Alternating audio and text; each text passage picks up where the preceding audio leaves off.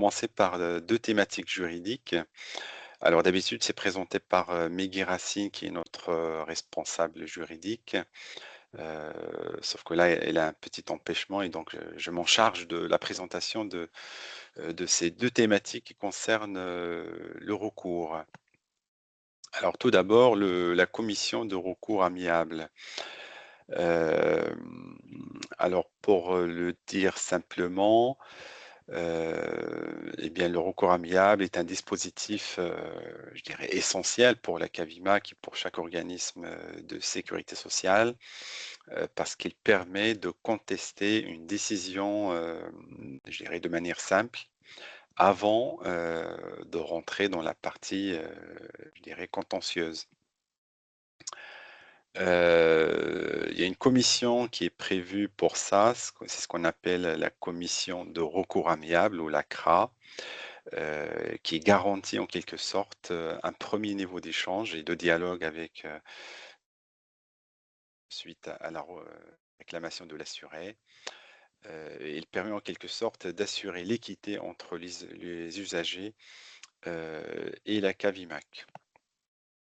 Alors pourquoi une commission de recours amiable? Eh bien parce que, elle est réglementaire, parce qu'elle est prévue dans le code de la sécurité sociale et en plus elle est obligatoire. Parce qu'avant, de saisir les juridictions, eh bien, l'assuré doit saisir dans un premier temps, heu, la commission de recours amiable s'il n'est pas d'accord, et s'il souhaite contester une décision, de la CAVIMAC. En termes d'organisation et de fonctionnement, donc d'un point de vue pratique, l'ACRA, est composée de 4 administrateurs, administrateurs qui siègent au conseil d'administration, de la caisse, et elle se réunit 4 fois par an pour permettre, de traiter l'ensemble des dossiers, des assurés qui se présentent. Elle doit être saisie 2 mois, suivant la notification, de la décision de la CAVIMAC. Donc l'assuré a 2 mois pour, faire une saisie de la CRA. Eh bien, les dossiers, sont traités de manière anonyme, donc pour favoriser l'équité. Heu, donc les dossiers sont anonymisés avant, leur traitement.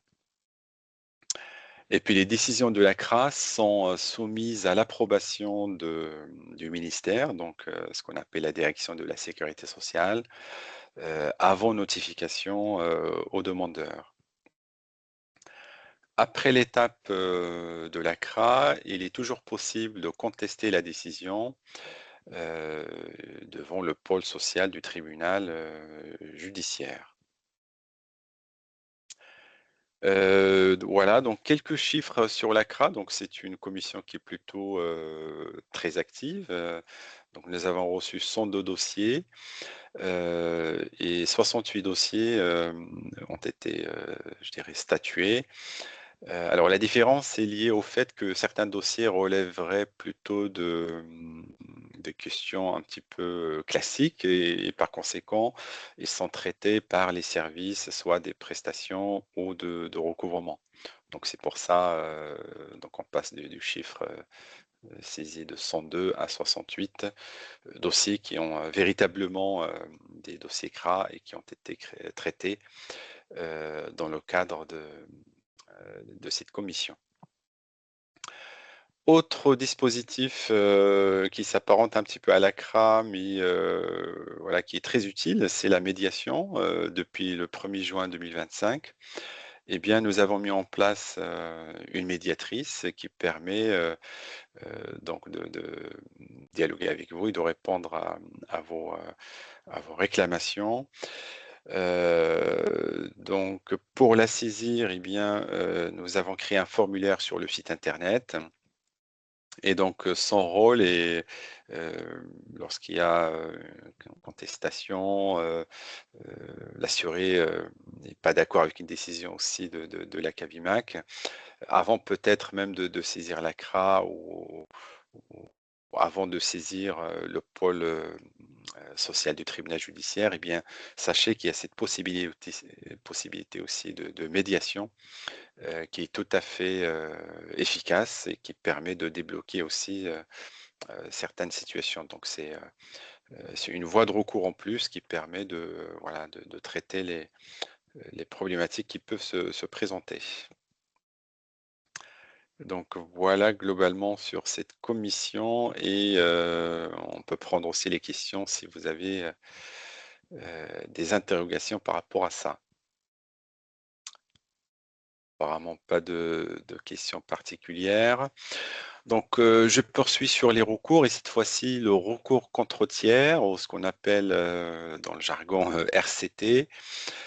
Eh bien c'est une procédure, qui permet à la CAVIMAC de récupérer les dépenses de santé qu'il a avancé lorsqu'une autre personne est responsable, d'un accident dont l'assuré de la Cavimac, a été victime. Donc pour l'expliquer simplement, eh bien, si vous êtes blessé suite à un accident causé par quelqu'un d'autre, eh bien la Cavimac, nous allons payer comme d'habitude les frais de santé, parfois même ce qu'on appelle des prestations en espèces, ça peut être l'invalidité, et cetera, comme d'habitude. Mais ensuite, eh bien, la Cavimac, nous allons nous retourner contre la personne responsable, eh bien, tout simplement pour se faire rembourser. Parce que il y a un responsable en fait de l'accident euh, qui doit réparer en quelque sorte. Donc c'est ça le principe général. Donc qui l'exerce, eh bien c'est la Cavimac ou avec ou sans l'assuré. Il y a 2 cas d'exercice du RCT. 1er cas lorsque l'assuré a été victime d'un accident, ou d'une agression. Hem, donc la Cavimac a pris en charge, conséquence des frais de santé ou a servi par exemple une pension d'invalidité. Donc l'objectif est de récupérer ces avances de dépenses. Que faire? Donc, dès que je suis victime d'un accident, ou d'une agression, j'en informe la CAVIMAC qui détermine, les suites à donner. Donc, là, à cet égard, nous vous invitons justement à déclarer le plus rapidement possible, heu, eh bien, l'accident ou l'agression auprès de la CAVIMAC. Il y a tout un formulaire à remplir. Donc dans un délai le plus proche possible, ce qui nous permettrait de commencer l'instruction des dossiers, parce que parfois ça peut durer un certain nombre de mois, voire des années, pour récupérer je dirais les dépenses auprès des responsables, à savoir les compagnies d'assurance. Donc, ce qu'il faut savoir, c'est que, lorsqu'on fait un recours, c'est généralement à 99 des cas, si je puis dire, eh bien, c'est la société d'assurance, la compagnie d'assurance qui prend en charge, et pas l'assuré, lui-même, si vous voulez. Ce qui est ce qu'on appelle un accord, entre les compagnies d'assurance et la sécurité sociale qui permet voilà, de prendre en charge, heu ces frais de santé, en cas d'accident ou d'agression. D'un point de vue pratique, donc, nous invitons à envoyer ces éléments à maladie@cavimac.fr, avec l'objet, donc, très précis RCT, nom et prénom, ce qui nous permettra heu, je dirais d'indexer facilement et de prendre en charge, le dossier. Pourquoi? Eh bien, parce que, l'idée c'est de ne pas laisser à la charge de la solidarité nationale, la prise en charge des frais de santé. C'est-à-dire, eh bien si, on ne fait pas de recours, contre tiers et on récupère pas cet argent, ces dépenses qu'on a avancées, eh bien elles seront, imputées sur le budget en quelque sorte de la sécurité sociale. C'est, savoir la solidarité nationale, c'est l'argent du contribuable si je puis dire. Alors qu'en principe, eh bien, c'est je dirais le tiers responsable, à savoir la compagnie d'assurance qui doit, normalement, en principe, prendre en charge, ces frais-là. Donc, c'est important, nous vous invitons vraiment, insistant sur le fait de bien déclarer, le recours contre tiers, lorsqu'il y a une assuré face à un accident ou une agression. Hem, donc un petit exemple, mon voisin, m'a écrasé le pied, donc en se garant. J'ai dû être hospitalisé, car j'avais plusieurs fractures et donc évidemment la Cavimac a dû, faire un certain nombre de remboursements. Et bien donc je contacte la Cavimac pour qu'ils puissent, se mettre en relation avec l'assureur de mon voisin pour justement, mettre en pratique les remboursements des frais, initialement, remboursés. Donc voilà le principe de base, du RCT. Et donc j'en ai fini avec ces thématiques, juridiques. Je ne sais pas s'il y a des questions sur ces 2 recours avant de passer à la maladie. Pas de questions à l'écrit, en tout cas pour le moment. Eh bien, s'il n'y a pas de questions, donc nous allons commencer la partie, je dirais prestations, qui sera présentée, je vais introduire, mais ça sera plutôt présenté par, Christine Pilâtre, et madame Buzine qui vont se présenter. Simplement en introduction, donc un mot sur l'organisation. Hem, donc l'activité maladie est gérée par, le département santé, qui est le département, je dirais le plus important en termes d'effectifs, à la Cavimac, qui est composé de 2 services, le service maladie qui gère, je dirais les prestations. Prestations en nature, c'est-à-dire tout ce qui est remboursement des frais de santé, mais aussi les prestations en espèces, à savoir l'invalidité et les indemnités journalières. Il y a aussi un pôle, ce qu'on appelle, pôle relations extérieures, qui, comme son nom l'indique, traite je dirais toute la relation avec l'assuré, toute la réponse écrite, beaucoup de réponses téléphoniques aussi, courriel aussi, avec quelques activités, diverses, comme ça peut être le recours contre tiers, justement, la complémentaire santé solidaire et cetera et cetera. Et donc, Nathalie va revenir pour détailler ses activités. L'autre service important de département santé, c'est le service médical. Donc c'est un service qui permet hem, eh bien, de valider, si je puis dire, ce qu'on appelle, et de donner ce qu'on appelle des ententes préalables. Parce que certaines prestations santé, eh bien, elles sont soumises à une, autorisation de notre médecin conseil, avant leur mise en œuvre et leur, remboursement. Et à cet égard, nous avons mutualisé cette activité avec, la caisse primaire de Paris, caisse primaire d'assurance maladie de Paris, pour avoir accès à 4 médecins qui nous aident, sur cette activité, de contrôle médical.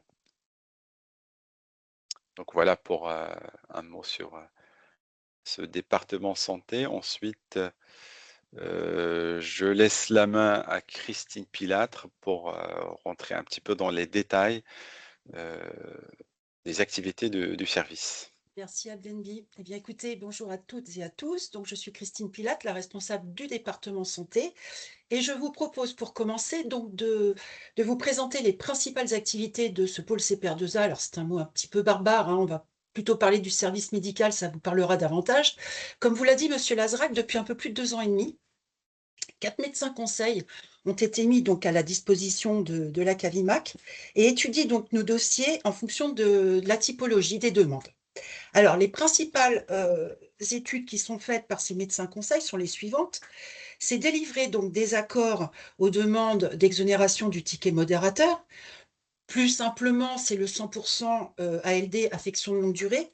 Et en 2024, ça a représenté plus de 2200 demandes.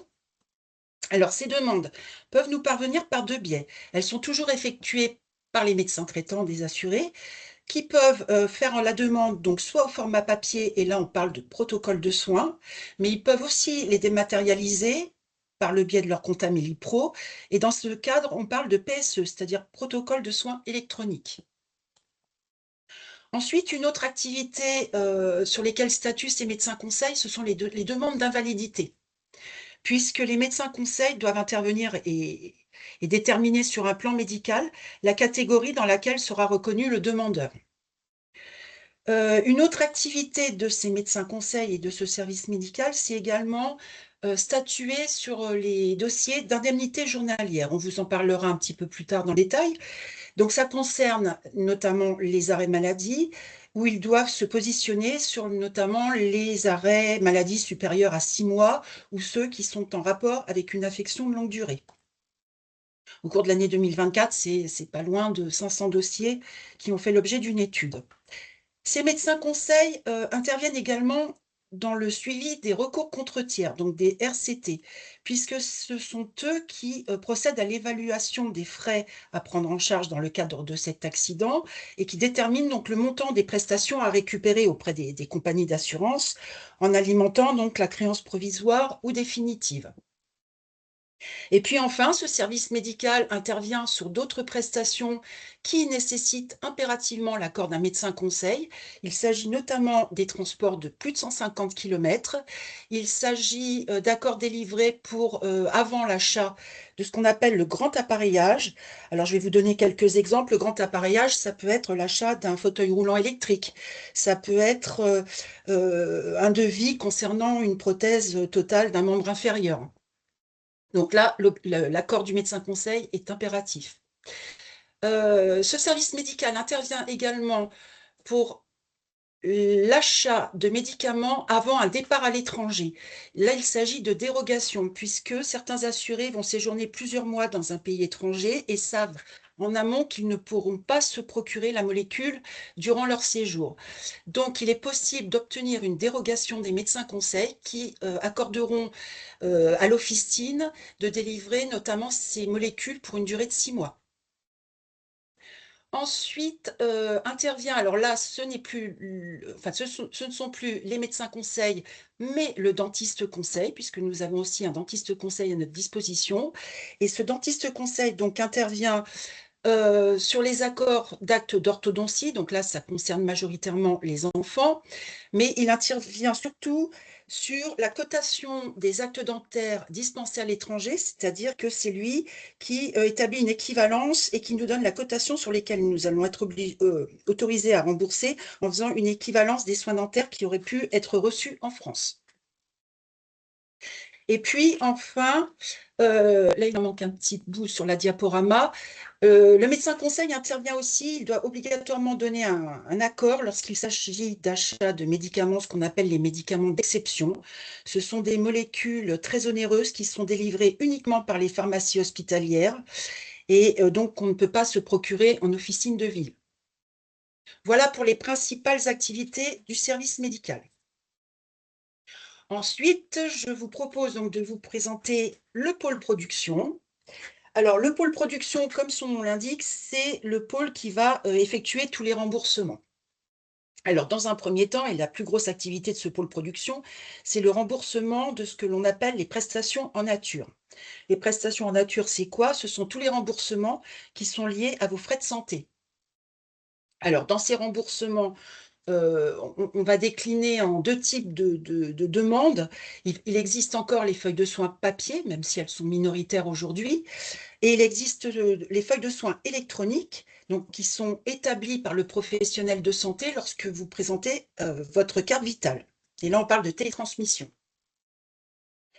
Alors, pour vous donner quelques exemples des prestations en nature que vous connaissez tous, c'est le remboursement des consultations chez le médecin, qu'il soit généraliste ou spécialiste. C'est l'achat des produits pharmaceutiques. C'est le remboursement des analyses biologiques, le remboursement du petit et grand appareillage, les frais de transport, tels que les taxis, les VSL, les ambulances, et même quelquefois la voiture particulière. C'est le remboursement des actes dispensés par les auxiliaires médicaux. Alors, dans les auxiliaires médicaux, on y inclut les infirmières libérales, les masseurs kinésithérapeutes, les orthoptistes, les pédicures podologues, les sages-femmes, les orthophonistes. Et puis, intervient également dans ces prestations en nature le remboursement des frais d'hospitalisation. Alors qu'ils soient dispensés dans le public, donc là c'est dans les centres hospitaliers, mais aussi dans le privé, et là on parle de clinique. Alors, à l'issue de toutes ces prestations et de la liquidation de toutes ces prestations, bien sûr, peuvent découler des refus administratifs. Lorsque nous ne sommes pas autorisés à procéder au remboursement, nous réalisons un refus administratif, donc ou à l'encontre de l'assuré ou du professionnel de santé qui a émis la facture, ça peut être parce que la feuille de soins et la demande de remboursement est trop tardive, donc là on parle de forclusion. Ça peut être parce que l'assuré est affilié à la Cavimac au titre du régime particulier et nous ne pouvons pas procéder au remboursement de certaines prestations. Voilà, là on est obligé de réaliser un refus administratif en préconisant les voies de recours. Ensuite, au sein de ce pôle production, alors, ce pôle production, déjà, il est composé de 10 collaborateurs, qui englobe donc un petit pôle carte vitale constitué de 2 gestionnaires. Et au sein de ce pôle carte vitale, donc, mes collègues prennent note de vos déclarations de carte vitale perdues, volées ou défectueuses. C'est très rare, mais ça peut arriver. Elles délivrent au quotidien des attestations d'ouverture des droits. Et puis, elles gèrent les mutations, ce qu'on appelle les mutations interrégimes, lorsqu'un assuré change de caisse d'assurance maladie. Alors, c'est transparent pour lui, mais c'est très important. Pourquoi? Je vais vous donner un exemple. L'assuré était affilié au régime général, donc il quitte le régime général, donc c'est la précédente, et il est désormais affilié à la Cavimac, caisse prenante. Entre ces deux caisses, il existe des échanges dématérialisés qui vont permettre donc une transmission des données médico-administratives et ça évite ainsi à l'assuré de réitérer un certain nombre de démarches ou de fournir des informations qui sont déjà connues par la caisse cédante, telle que la déclaration du médecin traitant. La caisse cédante va nous communiquer le nom et l'adresse du médecin traitant. L'assuré n'est pas obligé de refaire la démarche. Ça va être la reprise d'un droit déjà ouvert auprès du régime général. Exemple, la C2S. Ça peut être aussi des informations concernant la maternité pour une future maman. Donc, ça évite à l'assuré de refaire des démarches auprès de sa nouvelle caisse. Voilà pour le pôle, les activités donc de mes collègues du pôle carte vitale et de ceux du pôle production. Et maintenant, je vais donc laisser la parole à ma collègue Madame Buzine, Nathalie Buzine, qui va vous présenter le pôle relations extérieures. Donc, bonjour à toutes et tous. Donc, je me représente, donc Nathalie Buisine, donc responsable du service maladie et adjointe de Christine Pilâtre. Donc, pour compléter la présentation donc, du service maladie, je vais vous décrire les principales activités du pôle relations extérieures. Donc, il faut savoir que ce pôle a en charge donc, le traitement des réclamations, demandes d'informations et duplicata de factures. Donc, ces demandes nous parviennent soit par mail, par courrier ou à la suite d'échanges avec aussi bien les professionnels de santé, les assurés ou les responsables de collectivité lors des communications téléphoniques. Nous étudions également tout ce qui est double paiement. Donc, des requêtes journalières sont mises à disposition par notre service informatique. Donc, nous analysons les données de ces requêtes. Et si le double paiement apparaît avéré, nous saisissons l'indu dans nos bases et envoyons un courrier de notification d'indu donc au destinataire concerné. Ça peut être aussi bien l'assuré que le professionnel de santé. Si l'indu n'est pas soldé, il faut savoir que tout ce qui est phase contentieuse est repris ensuite par le service de la direction comptable financière. Donc, qui dit phase contentieuse dit des courriers de relance amiable, de mise en demeure ou d'opposition amiable. Au-delà de ces requêtes internes, les doubles paiements peuvent être également signalés dans les réclamations, en fait, hein, par les professionnels de santé ou par les assurés. Nous avons en charge également donc l'instruction des demandes de C2S, donc de complémentaire santé solidaire. Donc ça, je vous en parlerai dans une des slides suivantes. L'instruction aussi des demandes de pension d'invalidité. Donc là, le pôle relations extérieures réceptionne le dossier administratif et parallèlement, le service médical, lui, reçoit le dossier médical qui a vraiment un caractère confidentiel et qui doit être envoyé séparément du dossier administratif. Donc, si la demande en fait de pension d'invalidité rentre dans les conditions aussi bien administratives que médicales, la pension d'invalidité donc est calculée bien sûr en fonction du, je dirais, du degré d'invalidité, donc classé par sous 3 catégories, et versée tous les 8 de chaque mois. Il y a aussi l'instruction et paiement des indemnités journalières. Donc ça, Christine vous en a parlé lors de la slide précédente. Donc nous avons en fait 2 personnes au service production et 2 personnes au service Rex qui s'occupent donc des indemnités journalières. Donc on a formé en fait des binômes pour une meilleure gestion de cette activité. Ensuite, il y a l'instruction aussi également du 100% santé. Donc là, nous sommes sur un contrôle de facturation des professionnels de santé, donc sur le dépassement du prix limite de vente pour les personnes bénéficiant de la complémentaire santé solidaire pour les 3 postes de soins que sont l'optique, le dentaire et l'audiologie. Donc là, pour vous expliquer un petit peu, nous rentrons en contact en fait avec le professionnel de santé pour qu'il justifie le dépassement, parce que logiquement, quand vous avez la C2S, il faut savoir que les professionnels de santé ne doivent pas appliquer de dépassement. Donc, soit le dépassement est justifié tout simplement parce que l'assuré, lors de l'achat, je dirais, soit de l'optique ou dentaire ou audiologie, a choisi un équipement en dehors du panier de soins 100% santé qui lui est proposé quand il est à la C2S, ne serait-ce que pour avoir un meilleur équipement, ou soit le dépassement n'est pas du tout justifié par le professionnel de santé, et dans ce cas, je veux dire, on va lui notifier un indu et on reversera en fait le dépassement aux assurés. Voilà, donc ce qui arrive rarement, mais nous sommes obligés quand même d'effectuer un contrôle sur ces facturations-là. Nous traitons également tout ce qui est donc mise à jour administrative, donc que ce soit sur les adresses et coordonnées bancaires des assurés, ainsi que les mises à jour de choix de médecins traitants. Donc ça, nous vous rappelons en fait qu'il est important de nous déclarer tout changement de situation administrative des assurés. Ces déclarations en fait peuvent nous permettre d'avoir des bases propres et évitent également de tout ce qu'on appelle les retours de courrier en NPAI, donc l'habituelle adresse indiquée, lors de changements d'adresse non déclarés des assurés.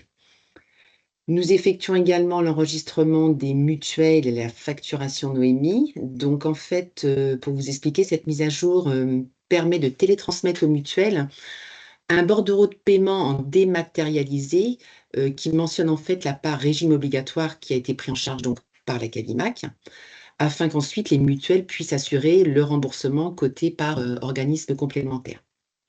Et en fait, cette action d'enregistrement, je dirais, des mutuelles dans nos bases vous évite en fait aussi d'envoyer à vos mutuelles le bordereau de prestations que vous recevez, je crois, tous les trimestres.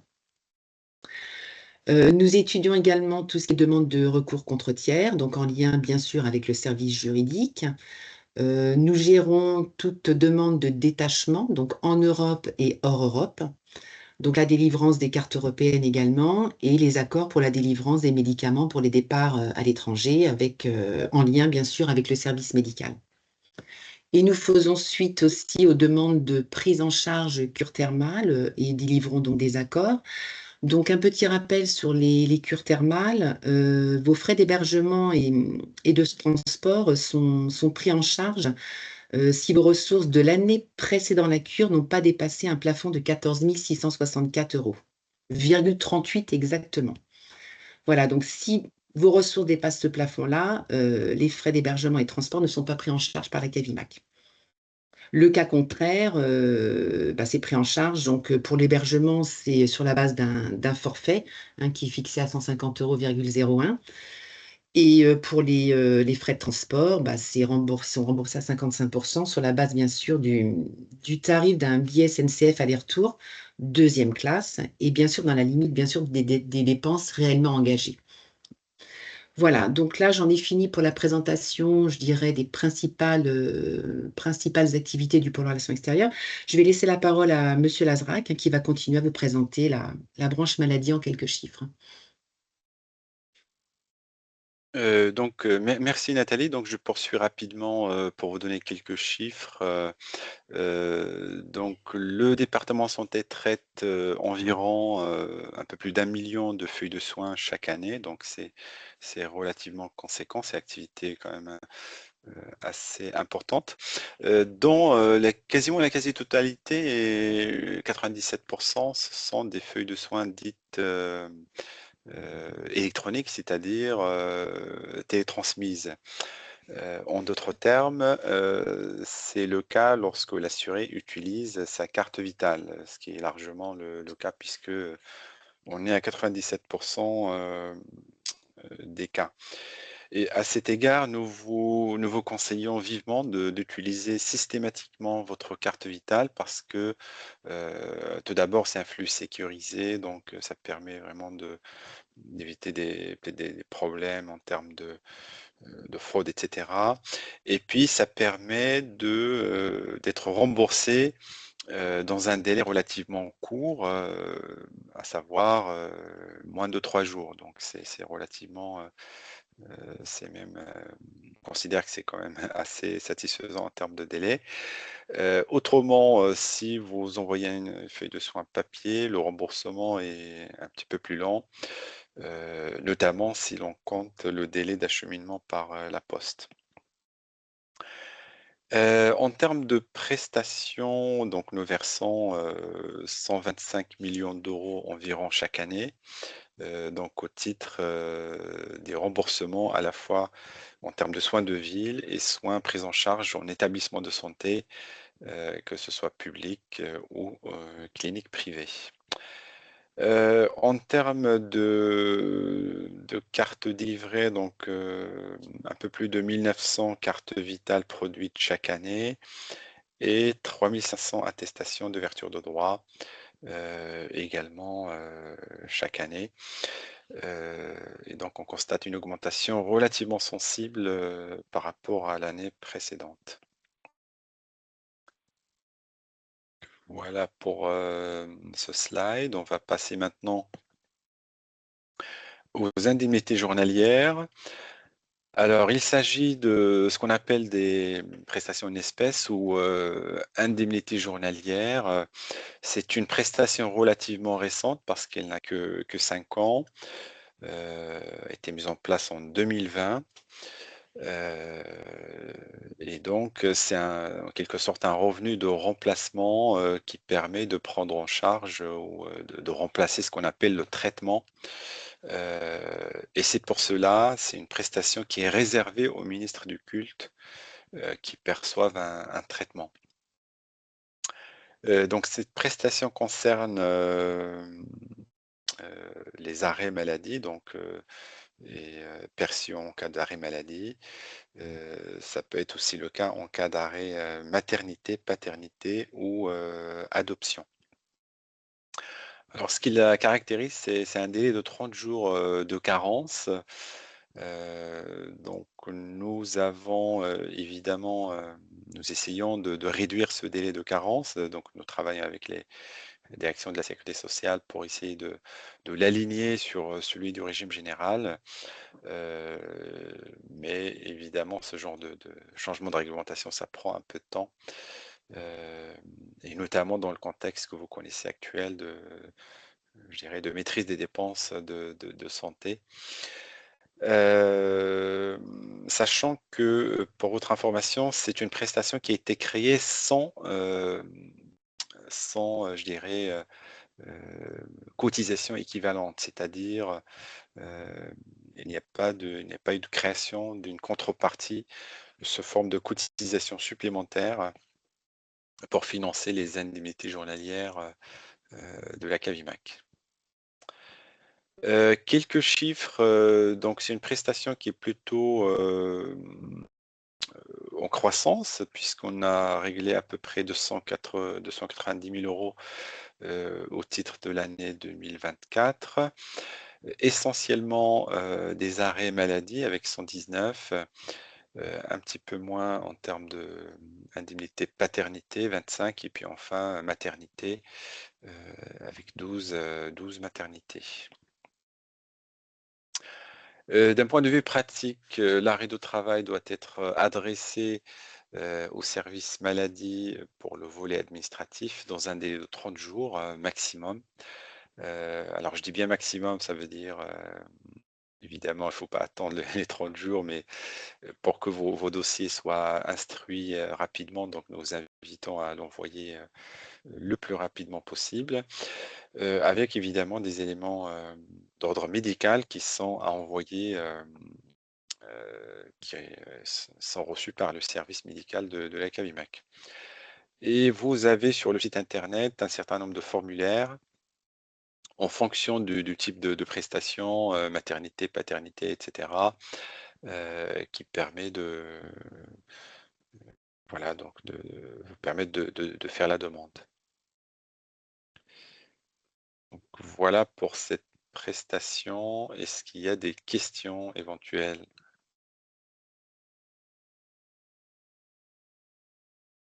Apparemment non. Pas sur Donc ce nous allons sujet. pour... Il y a une question, non? Oui, mais pas sur ce sujet. D'accord, très bien. Mais écoutez, je laisse la main du coup à Nathalie pour aborder la C2S. Merci Abdenbi. Donc là, je vais vous présenter donc la complémentaire santé solidaire.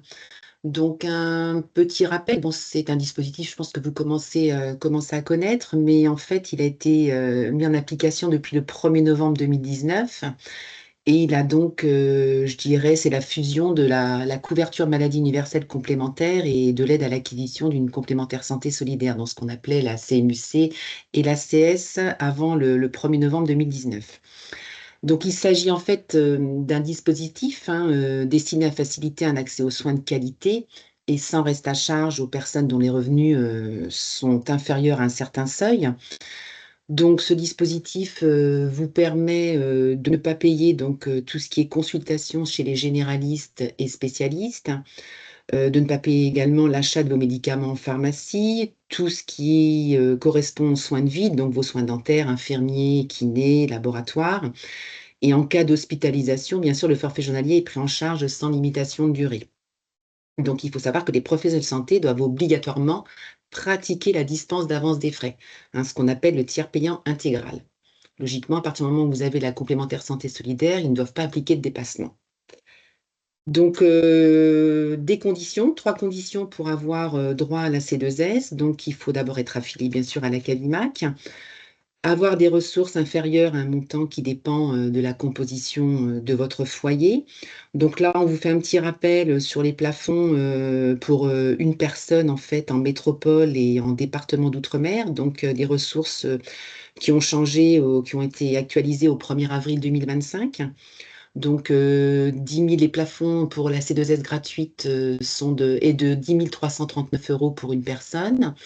Pour la participative, donc de 13 957 € maximum.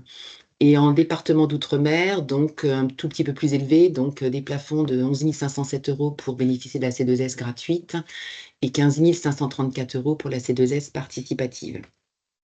Et un troisième point, troisième condition, c'est si vous avez déjà eu en fait la complémentaire santé solidaire, participative, excusez-moi, pour le renouvellement, vous devez être à jour du paiement de vos participations financières ou au moins en cours de régularisation.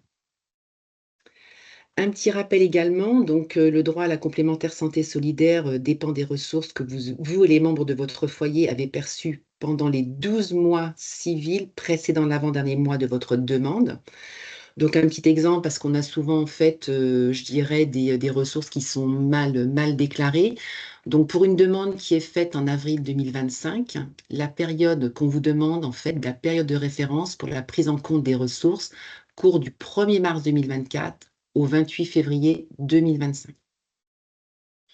Voilà en ce qui concerne en fait le premier slide sur la complémentaire santé.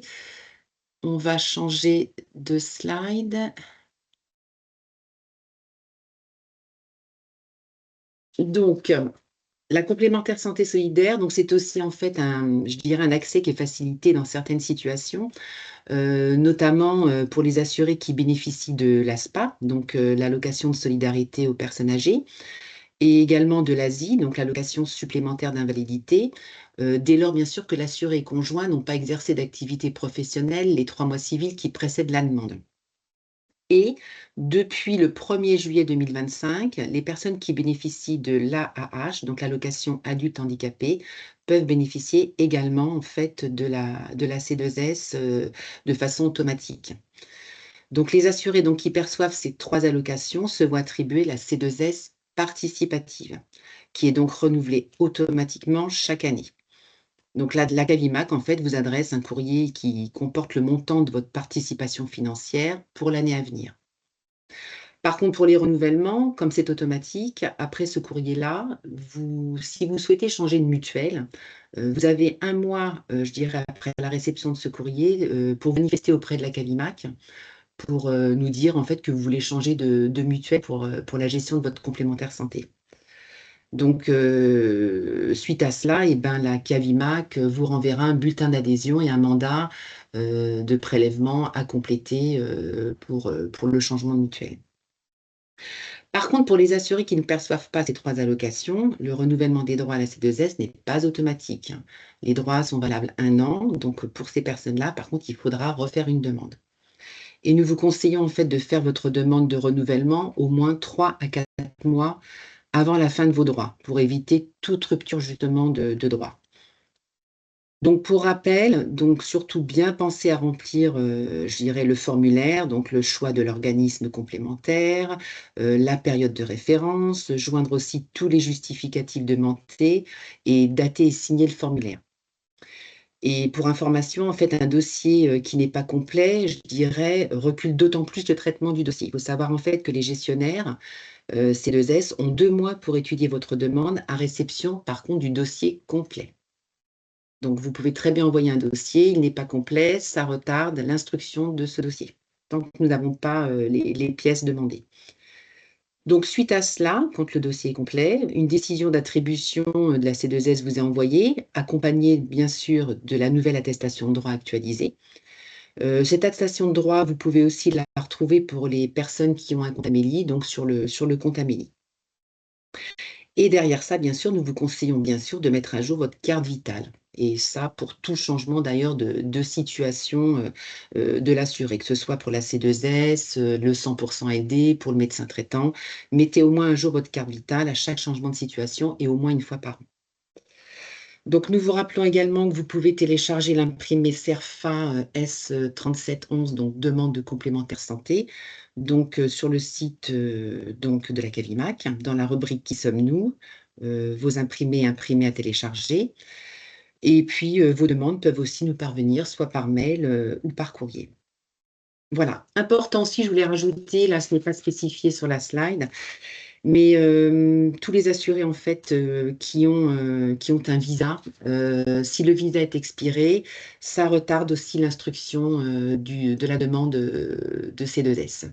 Donc, si vous avez vraiment le visa actualisé, je dirais, de l'assuré, pensez bien à l'envoyer au service affiliation, qui mettra à jour en fait dans nos bases la nouvelle date du visa et ce qui nous permettra ensuite, nous, d'actualiser et de renouveler en fait la C2S.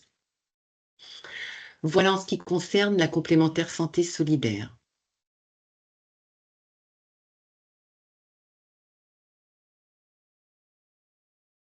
Donc, je regardais les questions, Hortense. Je pense qu'on y a répondu. Peut-être pas pour la carte vitale, mais la carte vitale, Christine y reviendra lors de la présentation je dirais, de la slide. Concernant la C2S, est-ce nous d'initier la demande de renouvellement? Oui, alors la demande de renouvellement, c'est à vous c'est ce que je vous ai expliqué, de la demander 3-4 mois avant la fin de votre contrat, sauf bien sûr pour les personnes qui touchent l'ASI, l'ASPA et l'AH. Voilà. Donc, je vais continuer en fait sur la présentation du détachement en Europe et hors Europe. Donc, quelques petits chiffres. Donc, la Cavimac a accordé 75 détachements en 2024, dont 36 en Europe et 39 hors Europe. Donc, les assurés peuvent être détachés, bien sûr, temporairement à l'étranger au titre d'une mission cultuelle ou au titre de leurs études. C'est toujours à la collectivité, bien sûr, de demander et de faire les démarches administratives en matière de détachement. Donc, 2 types de détachement. Donc, il y a le détachement en Europe, donc qui peut être pour une durée de 3 à 24 mois, renouvelable 1 fois. Donc, il faut savoir que la demande de renouvellement, par contre, doit être demandée et adressée au CLES. donc au Centre de liaison européenne et internationale de sécurité sociale, qui se situe à Montreuil. Donc, on vous conseille, si possible, de faire votre demande si vous avez connaissance de la prolongation du détachement 6 mois avant la date de fin du premier détachement. Ça peut être un petit peu long d'avoir l'autorisation du CLES. Et si je peux me permettre aussi, c'est penser aussi à leur demander, de demander à la Calimac une attestation confirmant que vous êtes à jour de vos cotisations sociales, parce que cette pièce peut aussi vous être demandée par le CLES pour la prolongation. Donc, suite à votre demande, donc, la Calimac donc, délivre le formulaire S1, donc, qui vous sert pour l'inscription en vue de bénéficier donc, des prestations de l'assurance maladie dans le pays d'accueil, et le certificat A1 qui lui atteste en fait que l'assuré paie des cotisations en France. Donc, ça, comme ça, vous n'êtes pas obligé, pas tenu de cotiser dans un autre État membre à partir du moment où vous cotisez en France. Et de ça, donc, on vous envoie automatiquement, on édite automatiquement la carte européenne. Pour le détachement hors Europe, donc 2 types de détachement hors Europe. Donc, on trouve le détachement Europe dans un État sous convention avec la France. Donc, il y a existence, bien sûr, d'une convention bilatérale de sécurité sociale qui est signée entre la France et le pays d'accueil. Donc, la Calimac applique les modalités qui sont spécifiées dans la convention. La durée initiale donc, du détachement hors Europe avec signature d'une convention peut osciller entre 1 à 5 ans en fonction, bien sûr, du pays. Donc, on vous envoie à la Calimac, le formulaire envoyé par la Calimac, en fait, vous permettra aux assurés détachés de bénéficier auprès du régime de sécurité sociale local du remboursement, bien sûr, de leurs soins de santé, si les dispositions conventionnelles le prévoient. À défaut, s'ils ne vous prennent pas en charge, en fait, vos dépenses de santé, vous devez procéder à l'avance des frais et surtout adresser les factures acquittées et prescriptions originales à la Calimac, accompagné bien sûr de l'imprimé, soit reçu à l'étranger. C'est le formulaire que vous pouvez retrouver sur le site, le formulaire S3125. Et à côté de ça, vous avez le détachement hors Europe, donc dans un État, là, cette fois-ci, sans convention, hein, sans signature avec la France. Donc, lorsque la France n'est pas liée par un accord de sécurité sociale avec un autre État, la Calimac, là, cette fois-ci, délivre une attestation de maintien d'affiliation dans le cadre, bien sûr, du détachement, au titre de la législation française, telle que prévue par le Code de la sécurité sociale. Et cette fois-ci, pour une durée de 3 ans, qui est renouvelable une fois. Au-delà de cette période de 6 ans, vous ne pouvez plus être en situation de détachement. Il s'agira donc d'une expatriation. Et en principe, vous serez radié, en fait, je dirais, de la maladie. Donc, un rappel important, donc, pour toute demande de remboursement de frais occasionnés au cours d'un détachement, que ce soit en Europe ou hors Europe, pensez bien surtout à garder, je dirais, les feuilles de soins et les factures originales pour nous les envoyer par voie postale, et surtout par voie postale, hein, pas par mail. Comme tout d'ailleurs, tout type de feuilles de sans-papier. Hein. Ça, les feuilles de sans-papier également doivent nous être envoyées par voie postale. On ne les prend pas du tout par mail. Voilà. Donc, je vais continuer juste à vous faire un petit focus sur la carte européenne d'assurance maladie, donc sur la slide suivante. Donc, au niveau de la carte européenne, donc la Calimac a délivré 2003 cartes européennes en 2024. Donc, cette carte européenne, bien sûr, vous permet de bénéficier d'une prise en charge pour les soins de santé médicalement nécessaires, donc survenus à l'occasion d'un court séjour inférieur ou égal à 3 mois, ou donc est édité automatiquement pour un détachement en Europe. Donc, elle est délivrée gratuitement, bien sûr, elle est individuelle et nominative. La carte européenne, si possible, doit être demandée 20 jours au moins avant le départ en Europe. Il faut savoir en fait qu'à partir du moment où vous demandez une carte européenne à la Calimac, il faut 8 à 10 jours pour la recevoir. Donc, on vous conseille voilà, au moins 20 jours avant le départ. En cas d'urgence, bien sûr, ou de demande trop tardive, la Calimac peut vous éditer un certificat provisoire qui lui est valable 3 mois. Donc, la carte européenne, elle est valable 2 ans maximum, bien sûr, à partir de sa date d'édition, et n'est pas renouvelée automatiquement. Il faut en faire la demande. Donc, soit vous en faites la demande par le compte Amélie, soit par mail, par voie postale ou par téléphone. Voilà en ce qui concerne la présentation je dirais, de ces trois activités. Donc, je vais laisser la parole à Christine Pilâtre qui va continuer à vous présenter la carte vitale. Merci Nathalie. Alors, je vois justement qu'il y a plusieurs questions concernant la carte vitale, donc j'espère, en vous présentant cette slide, que je vais pouvoir y répondre. Alors, dans un premier temps, déjà, bon, la carte vitale, je pense que vous la connaissez tous. Elle a été déployée donc aux assurés de la Cavimac. Les toutes premières cartes vitales ont été déployées dans les années 98.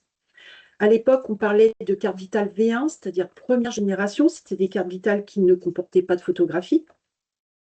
Et puis, depuis une dizaine d'années à peu près, peut-être même un peu plus, est arrivée la V2, qui cette fois-ci comporte la photographie. Alors, ce qu'il faut savoir sur cette carte vitale, c'est qu'elle est personnelle, elle est confidentielle, elle est sécurisée, elle est valable sur tout le territoire français, c'est-à-dire aussi bien en France métropolitaine que dans les départements d'outre-mer. Et une chose très importante aussi, c'est qu'elle est gratuite, et j'y reviendrai un petit peu plus tard. Elle permet donc aux professionnels de santé de vous identifier auprès d'un régime d'assurance maladie, donc en l'occurrence la Cavimac, d'obtenir un remboursement plus rapide, on l'a dit, un peu moins de 3 jours en 2024, et puis de bénéficier dans la plupart des cas du tiers payant, c'est-à-dire de la dispense d'avance des frais. Alors maintenant, sur un plan pratico-pratique, vous pouvez déclarer la perte, le vol ou le dysfonctionnement de cette carte vitale auprès des gestionnaires du pôle carte vitale. Cette démarche peut être faite par téléphone, par mail. Alors j'ai vu que certains d'entre vous ont demandé l'adresse. Alors je pense que Madame Melouli va vous les fournir en fin de session. Mais pour information, c'est carte au pluriel, -vital, @cavimac.fr. Cette démarche peut être faite également par courrier, par le biais de votre compte Amélie, si vous en avez un. Pour rappel, donc toutes les cartes aujourd'hui produites par le numériseur sont des cartes V2, c'est-à-dire avec une photographie. On ne peut pas remplacer une carte V1 par une carte V1. Quoi vous dire d'autre? Une information très importante. Vous avez déclaré donc à nos services la perte de votre carte vitale. Et puis, il se trouve que vous la retrouvez quelques jours plus tard. Alors, ce que je vous demanderais, c'est de surtout ne plus l'utiliser chez les professionnels de santé. Pourquoi? Parce que, ayant été enregistrée comme perdue ou volée chez nous, elle va engendrer des flux frauduleux. Donc, si vous la retrouvez, vous nous la communiquez donc par voie postale. Vous l'adressez donc à notre service qui va procéder à son invalidation physique et il vous faudra donc attendre la production d'une nouvelle carte vitale. Alors, j'ai vu aussi une question, et du coup, je vais y répondre, sur les temps de fabrication. Je crois que je l'ai vu un petit peu plus haut, sur les temps de fabrication d'une carte vitale qui sont très, très longs. Alors, oui, les temps de fabrication, de renouvellement, notamment d'une carte vitale, nous les estimons à 4 semaines. Pourquoi? Parce que les cartes vitales ne sont pas fabriquées à la Cavimac, elles sont produites par un numériseur qui se trouve en Bretagne et qui produit toutes les cartes vitales de tous les assurés de France. Donc, entre le moment où vous demandez son renouvellement, nous en informons le numériseur, qui va vous envoyer donc le formulaire. Ça demande déjà quelques jours en termes d'affranchissement. Ensuite, l'assuré doit compléter cette demande en y fournissant la photo, les pièces d'identité demandées. Vous retournez ce dossier au numériseur à l'aide de l'enveloppe jointe. Si le numériseur considère que votre demande est recevable, c'est-à-dire que toutes les pièces sont recevables, il lance la production d'une carte vitale qui va encore demander quelques jours. Et puis, à l'issue de cette production de carte vitale, il y a encore les délais d'acheminement avant qu'elle ne vous parvienne donc dans votre boîte aux lettres. Et ça peut encore, une fois, nécessiter plusieurs jours. C'est pour ça qu'on estime à 4 semaines la production d'une carte vitale. Maintenant, information très importante, c'est qu'une carte vitale, et c'est peut-être d'ailleurs dans ce cas-là que vous avez posé la question, quand vous dites que c'est très très long, c'est qu'une carte vitale ne peut pas être produite pour les assurés qui ont un numéro d'immatriculation provisoire. C'est-à-dire que tant que le numéro d'immatriculation n'est pas certifié, qu'il n'est pas définitif, le numériseur ne peut absolument pas produire de carte vitale. Donc, ça va obliger l'assuré. Alors, il a des droits ouverts, bien évidemment, à la Cavimac, mais il devra présenter son attestation d'ouverture de droit auprès des professionnels de santé tant que le numéro provisoire n'est pas transformé en numéro définitif et il devra attendre la production de... Et là, effectivement, pour certains assurés, je pense notamment les personnes qui viennent de l'étranger, ça peut effectivement demander beaucoup de temps, beaucoup de mois même, certaines fois.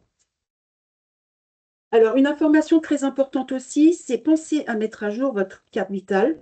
Alors, idéalement, c'est de le faire au moins une fois par an. Et puis surtout, à chaque changement de situation médico-administrative. C'est-à-dire, comme le disait Nathalie préalablement, on vous octroie la C2S, pensez à mettre votre carte à jour.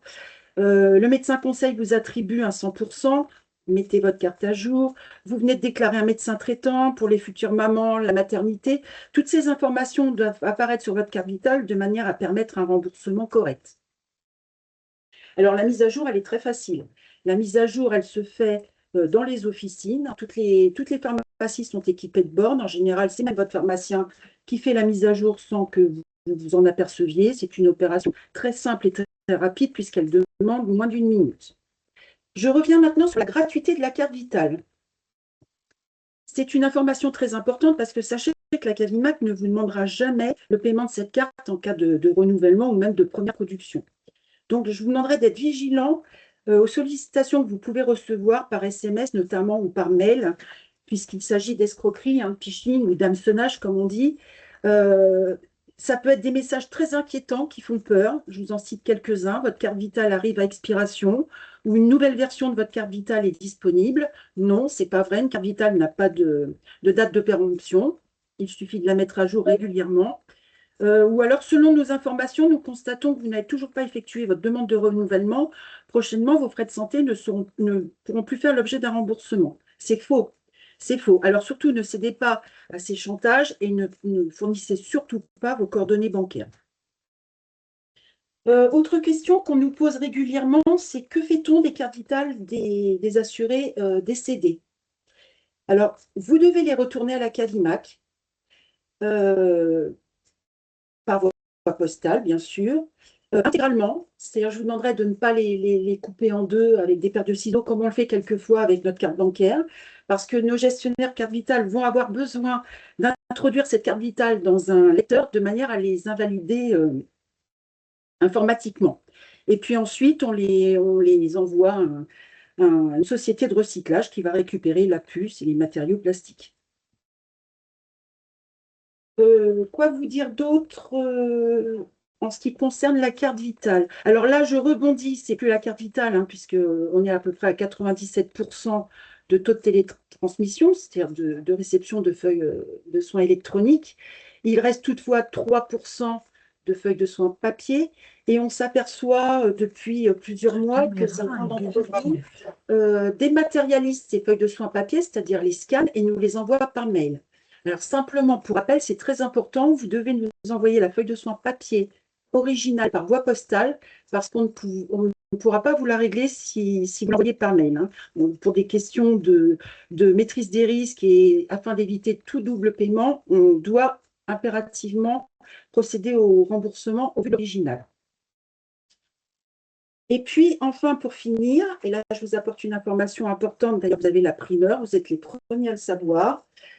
Prochainement, dans les prochaines semaines, à la fin du mois, va être déployée une application qui s'appelle APCV, c'est-à-dire l'application carte vitale, que vous pourrez installer sur votre smartphone pour les personnes qui en disposent. C'est-à-dire c'est une application qui va vous permettre de dématérialiser votre carte vitale, sachant que la carte vitale physique continue d'exister.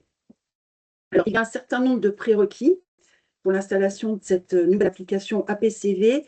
Et toutes ces informations vous seront communiquées dans les prochains jours sur le site, dans la rubrique maladie. Voilà, et donc pour les personnes intéressées, sachez que c'est une application très intéressante parce que ça vous évitera éventuellement d'avoir la carte vitale sur vous. Il suffira de présenter votre téléphone aux professionnels de santé.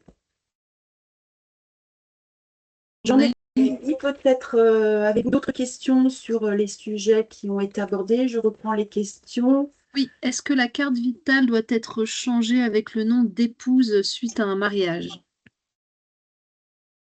Non. Enfin, tout dépend si madame reste l'ayant droit. Il faudrait pas, sinon elle va recevoir sa propre carte vitale.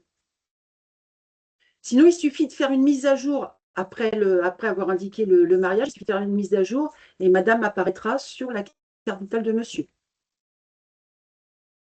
Je pense que c'est surtout pour faire apparaître le nom d'épouse sur la carte. Une fois que l'acte de mariage est enregistré par le service d'affiliation, monsieur procédera à une mise à jour de sa carte. Faut-il mettre un nom de service pour l'envoi des documents papiers en l'absence de carte vitale? Donc, il s'agit de feuilles de soins, c'est ça, feuilles de soins papier que en attente d'un remboursement.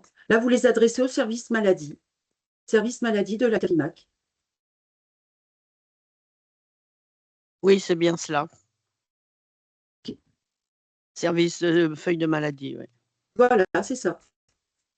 Non, service maladie, d'accord. Service Oui, maladie. oui, je vais vous noter l'adresse dans la conversation. Merci. Je reprends d'autres questions. Alors, il est très compliqué de faire les mutations CAVIMAC CEPAM. Alors, tout à l'heure, je vous ai parlé des mutations une fois que le transfert, le changement de caisse a été effectué. Donc, ça, c'est M. Guimard qui va vous en parler cet après-midi. Au titre de l'affiliation. Moi, je vous ai parlé de la transmission des données médico-administratives, donc qui partent de la caisse cédante vers la caisse prenante, mais c'est une fois que l'assuré est affilié à la CAVIMAC. Et là, les opérations se passent très bien. Maintenant, le transfert, le changement de caisse, ça c'est autre chose, et je laisse M. Guimard y répondre tout à l'heure. Donc, l'adresse des cartes vitales, je vois qu'on y a répondu. Vous parlez de soins à l'étranger, est-ce dans l'Union? Ah oui, alors là, je suppose que vous faites allusion à la dérogation pour la délivrance de soins, de médicaments, pardon, pendant plusieurs mois lorsque vous partez à l'étranger et que vous ne pouvez pas vous les procurer dans le pays. Ça concerne majoritairement des pays hors européens, je pense notamment aux personnes qui partent en Afrique et ou Asie, qui vont avoir des difficultés à se procurer les molécules là-bas. En Europe, logiquement, vous ne devriez pas avoir trop de difficultés.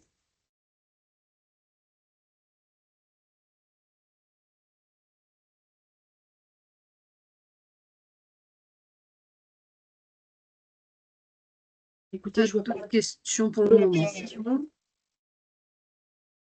Christine, on peut peut-être juste rajouter au niveau de la carte vitale, dans l'attente de recevoir, je dirais, la carte vitale, pensez à vous munir de votre attestation de droit lorsque vous vous déplacez chez les médecins Oui, aussi. oui, oui, tout à fait, pour prouver votre affiliation à la Voilà, CAVIMAC. pour prouver votre affiliation, oui.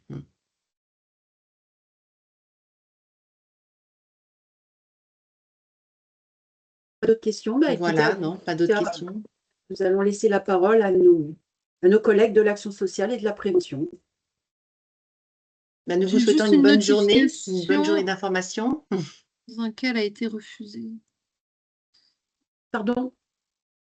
Non, j'ai un message pour me dire que dans un cas, elle a été refusée. Oui, l'attestation de droit a été refusée par un pharmacien. Je ne vois pas pourquoi. Non, je vois pas pourquoi non Moi plus. non Oui. plus, mais bon, le fait est là. Alors, peut-être parce qu'il a une méconnaissance de l'existence de la CAVIMAC, mais je ne vois pas pourquoi le pharmacien vous refuserait la présentation d'une Oui, attestation. oui.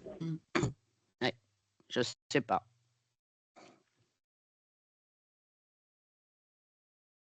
Bon, enfin, c'est pas grave. Eh bien, écoutez, on va vous souhaiter une bonne continuation au niveau des présentations de nos collègues. Merci Et puis, merci beaucoup, beaucoup Nathalie, pour votre présence. Christine. Merci. Merci de votre écoute. Bonne journée. Au revoir. Bonne journée.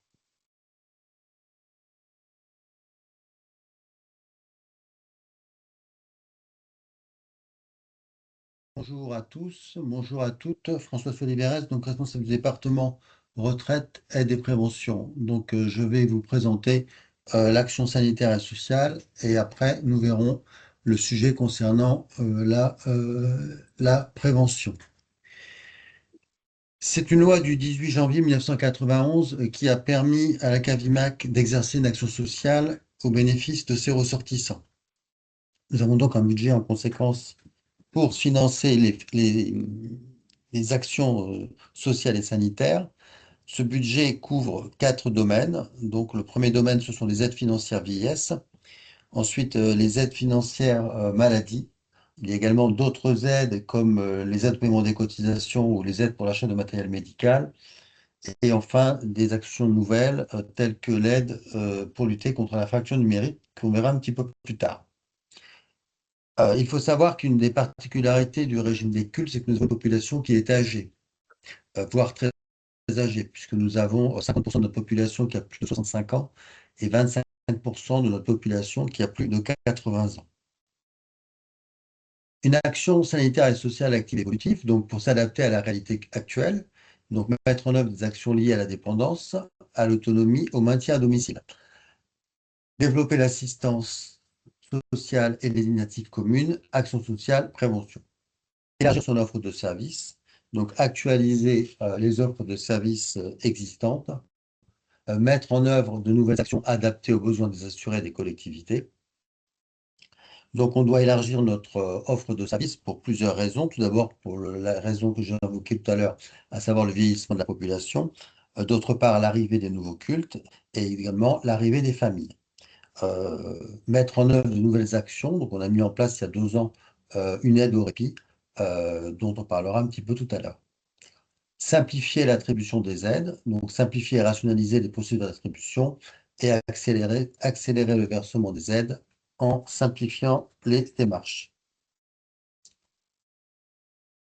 Est-ce qu'on peut passer à la slide suivante? Une action sanitaire et sociale qui communique, donc en multipliant le support de communication actuel, donc que ce soit par les réseaux sociaux, que ce soit par des supports classiques, mails, courriers à destination des bénéficiaires éloignés du numérique, ou bien en modernisant le site internet de la CAVIMAC afin d'offrir de nouvelles possibilités, simples, rapides et sécurisées. On a un nouveau site qui a vu le jour l'année dernière et qui est très moderne et qui permet notamment le fait de pouvoir accomplir des démarches de façon dématérialisée. Donc, en restant à l'écoute de nos assurés, donc là, on a l'adresse électronique du service qui s'affiche, ainsi que le numéro de téléphone. Est-ce qu'on peut passer à la slide suivante? Alors, une action sanitaire et sociale à l'écoute. L'action sanitaire et sociale peut avoir soit une forme individuelle, soit une forme collective. En ce qui concerne les aides dites individuelles, on distingue tout d'abord les aides ménagères individuelles vieillesse. Alors, pour les assurés qui sont pensionnés, pour bénéficier d'une aide au niveau de l'action sanitaire et sociale, il faut déjà avoir un nombre de trimestres plus élevé à la CAVIMAC par rapport aux autres régimes. Il faut résider en France métropolitaine ou dans un département d'outre-mer. Il faut être suffisamment autonome, donc être classé en GIR 5 et 6. Les personnes qui sont classées en GIR 5 ou 6, ce sont des personnes qui sont peu dépendantes et qui peuvent bénéficier de l'action sanitaire et sociale des régimes de sécurité sociale. A contrario, les assurés qui sont répertoriés en catégorie 1 à 4, ce sont des personnes les plus dépendantes qui, elles, ne peuvent pas bénéficier davantage d'action sanitaire et sociale auprès des régimes de sécurité sociale, mais en revanche, qui peuvent bénéficier auprès du département de l'APA, donc de l'allocation personnalisée d'autonomie.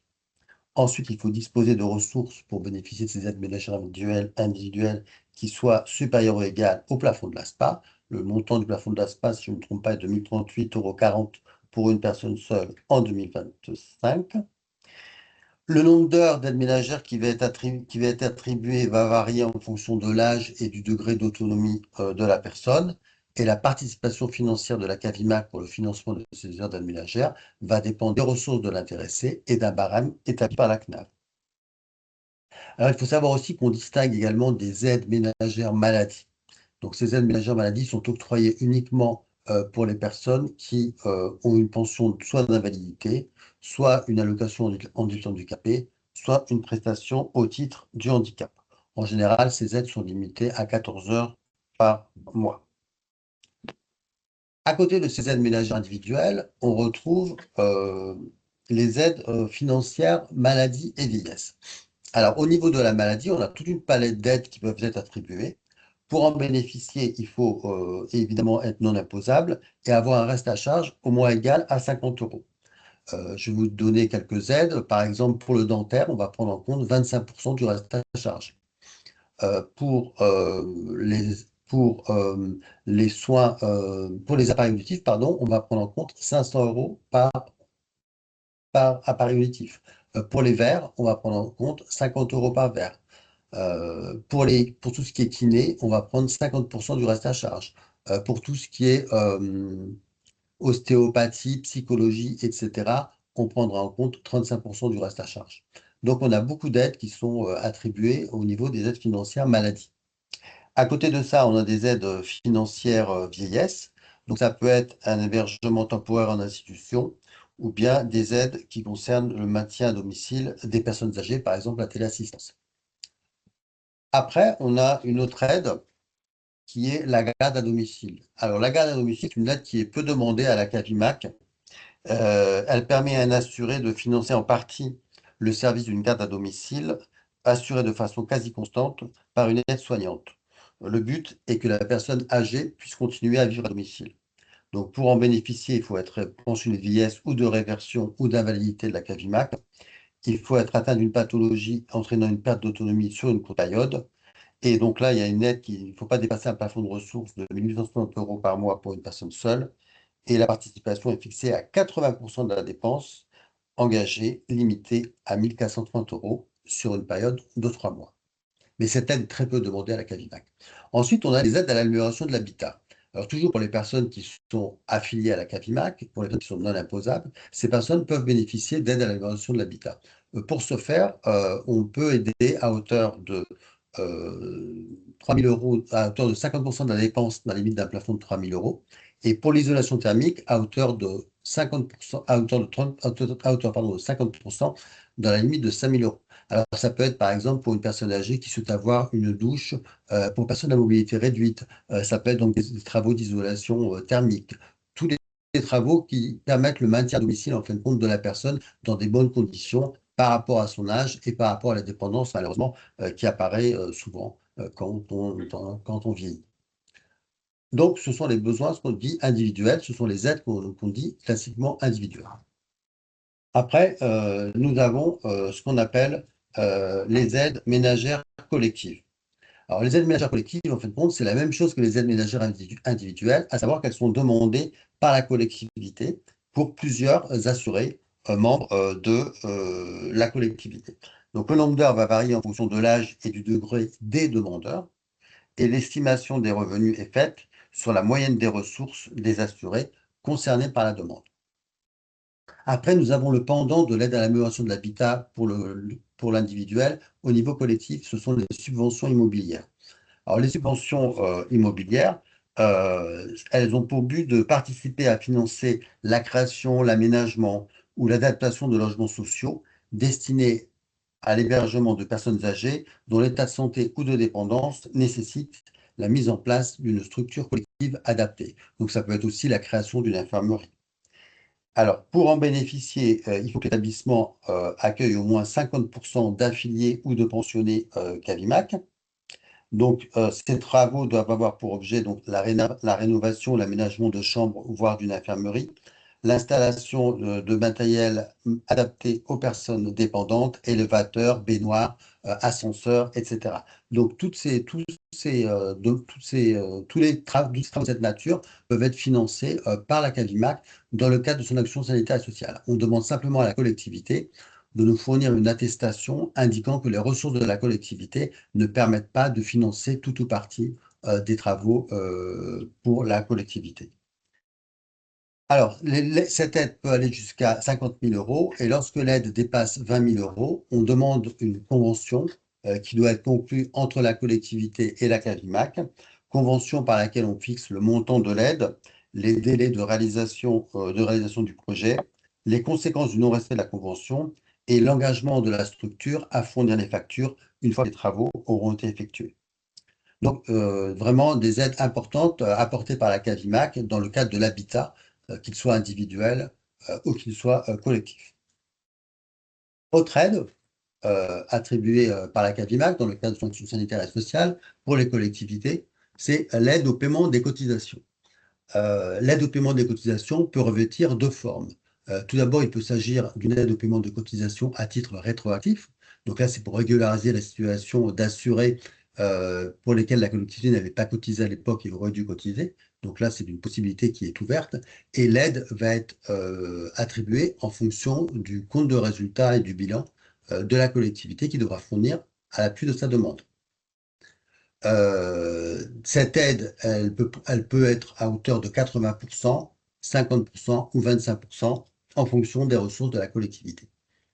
À côté de ces aides dites rétroactives, on a les aides pour le présent et pour le futur. Une aide dite dégressive peut être attribuée à hauteur de 50% la première année, 40% la deuxième année, 30% la troisième année et 20% la quatrième année. Donc là, pareil, il faut fournir les pièces justificatives pour qu'on puisse aider les collectivités à payer les cotisations lorsqu'elles rencontrent des difficultés financières. Une autre aide qui est le financement des lits médicaux et du matériel médical. Donc pour les lits médicaux et le matériel médical, donc là, on peut intervenir à hauteur de 80% de la dépense dans la limite de 5 000 €. Après, on a des aides financières exceptionnelles. Alors, les aides financières exceptionnelles, comme leur nom l'indique, ce sont des aides qui peuvent être attribuées et décidées par la Commission de l'action sanitaire et sociale. Donc, à une époque, on a pu payer, par exemple, des aides au paiement des repas pour une personne qui préférait rester à domicile, mais ce sont des aides qui sont très, très rares, mais il peut y en avoir qu'on peut faire étudier par notre commission dédiée. Ensuite, nous avons une plateforme téléphonique d'écoute et de soutien psychologique. Donc là, c'est une plateforme qui est consultable 7 jours sur 7, 24 heures sur 24. Et c'est une plateforme qui s'appelle Proconsult, sur laquelle je reviendrai un petit peu tout à l'heure. On a aussi l'aide et le soutien d'une assistante sociale. Alors, on devrait dire plutôt aujourd'hui des assistantes sociales, puisqu'on a un pool de 7 assistantes sociales qui répondent du lundi au vendredi de 9h à 19h à nos assurés qui souhaitent avoir des informations sur leurs droits, soit qui soient directement liés à la CAVIMAC, soit qui concernent d'autres structures comme des autres caisses ou bien le département ou la région, etc., ou la commune. Une nouvelle aide qu'on a mis en place il y a 2 ans, c'est l'aide au répit.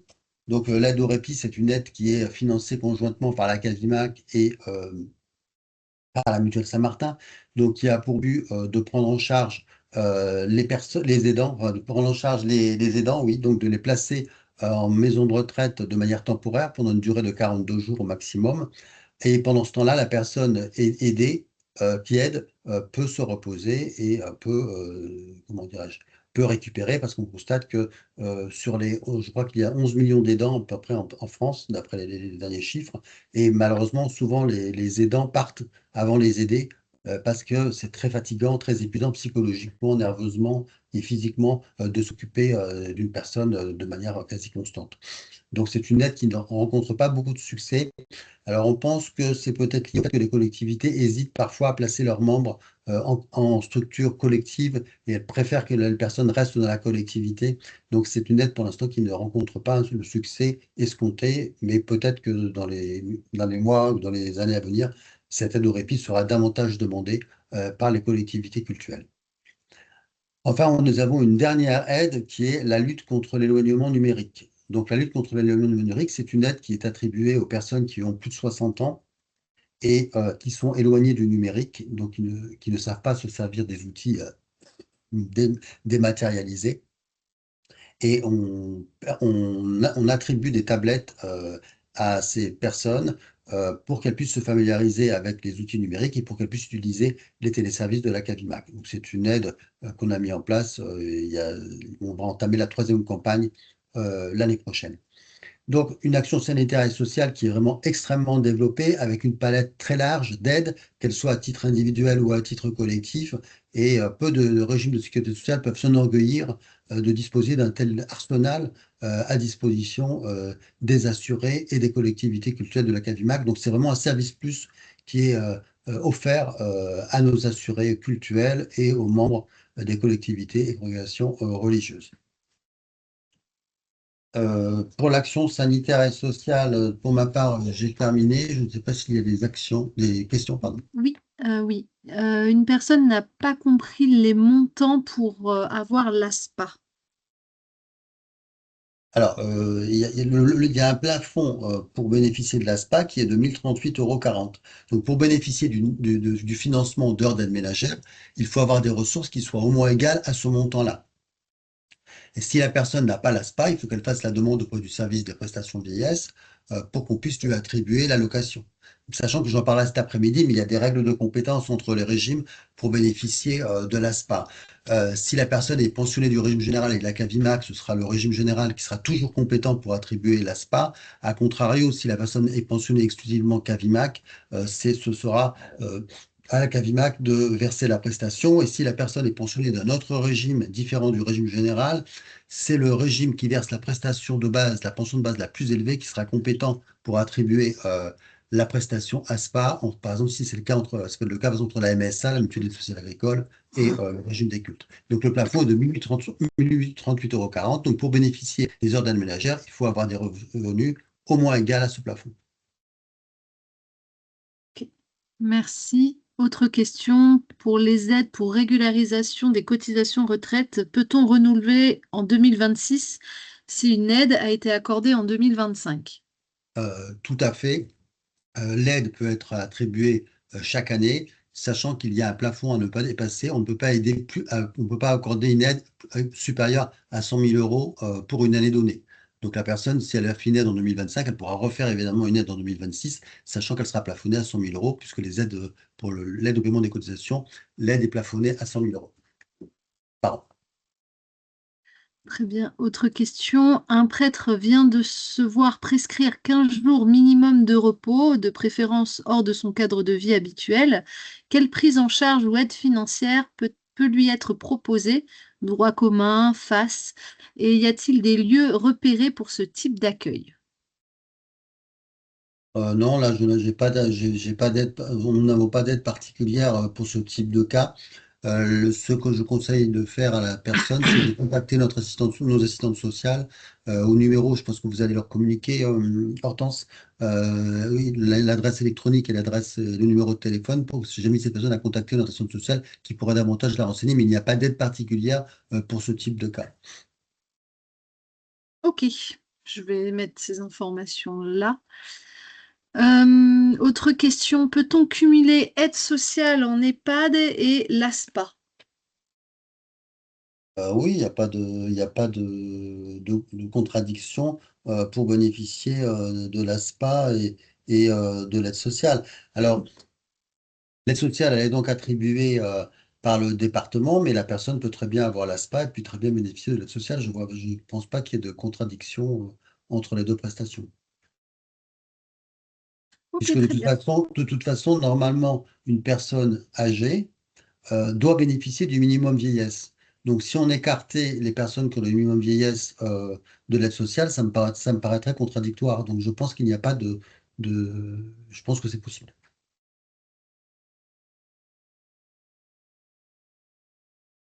Ok. Pour le moment, pas d'autres questions, pas de main levée. Je pense on peut continuer, François. D'accord. Bon, bah, écoutez, donc, après vous avoir parlé de l'action sanitaire et sociale, je vais embrayer sur un autre sujet en vous parlant de la prévention.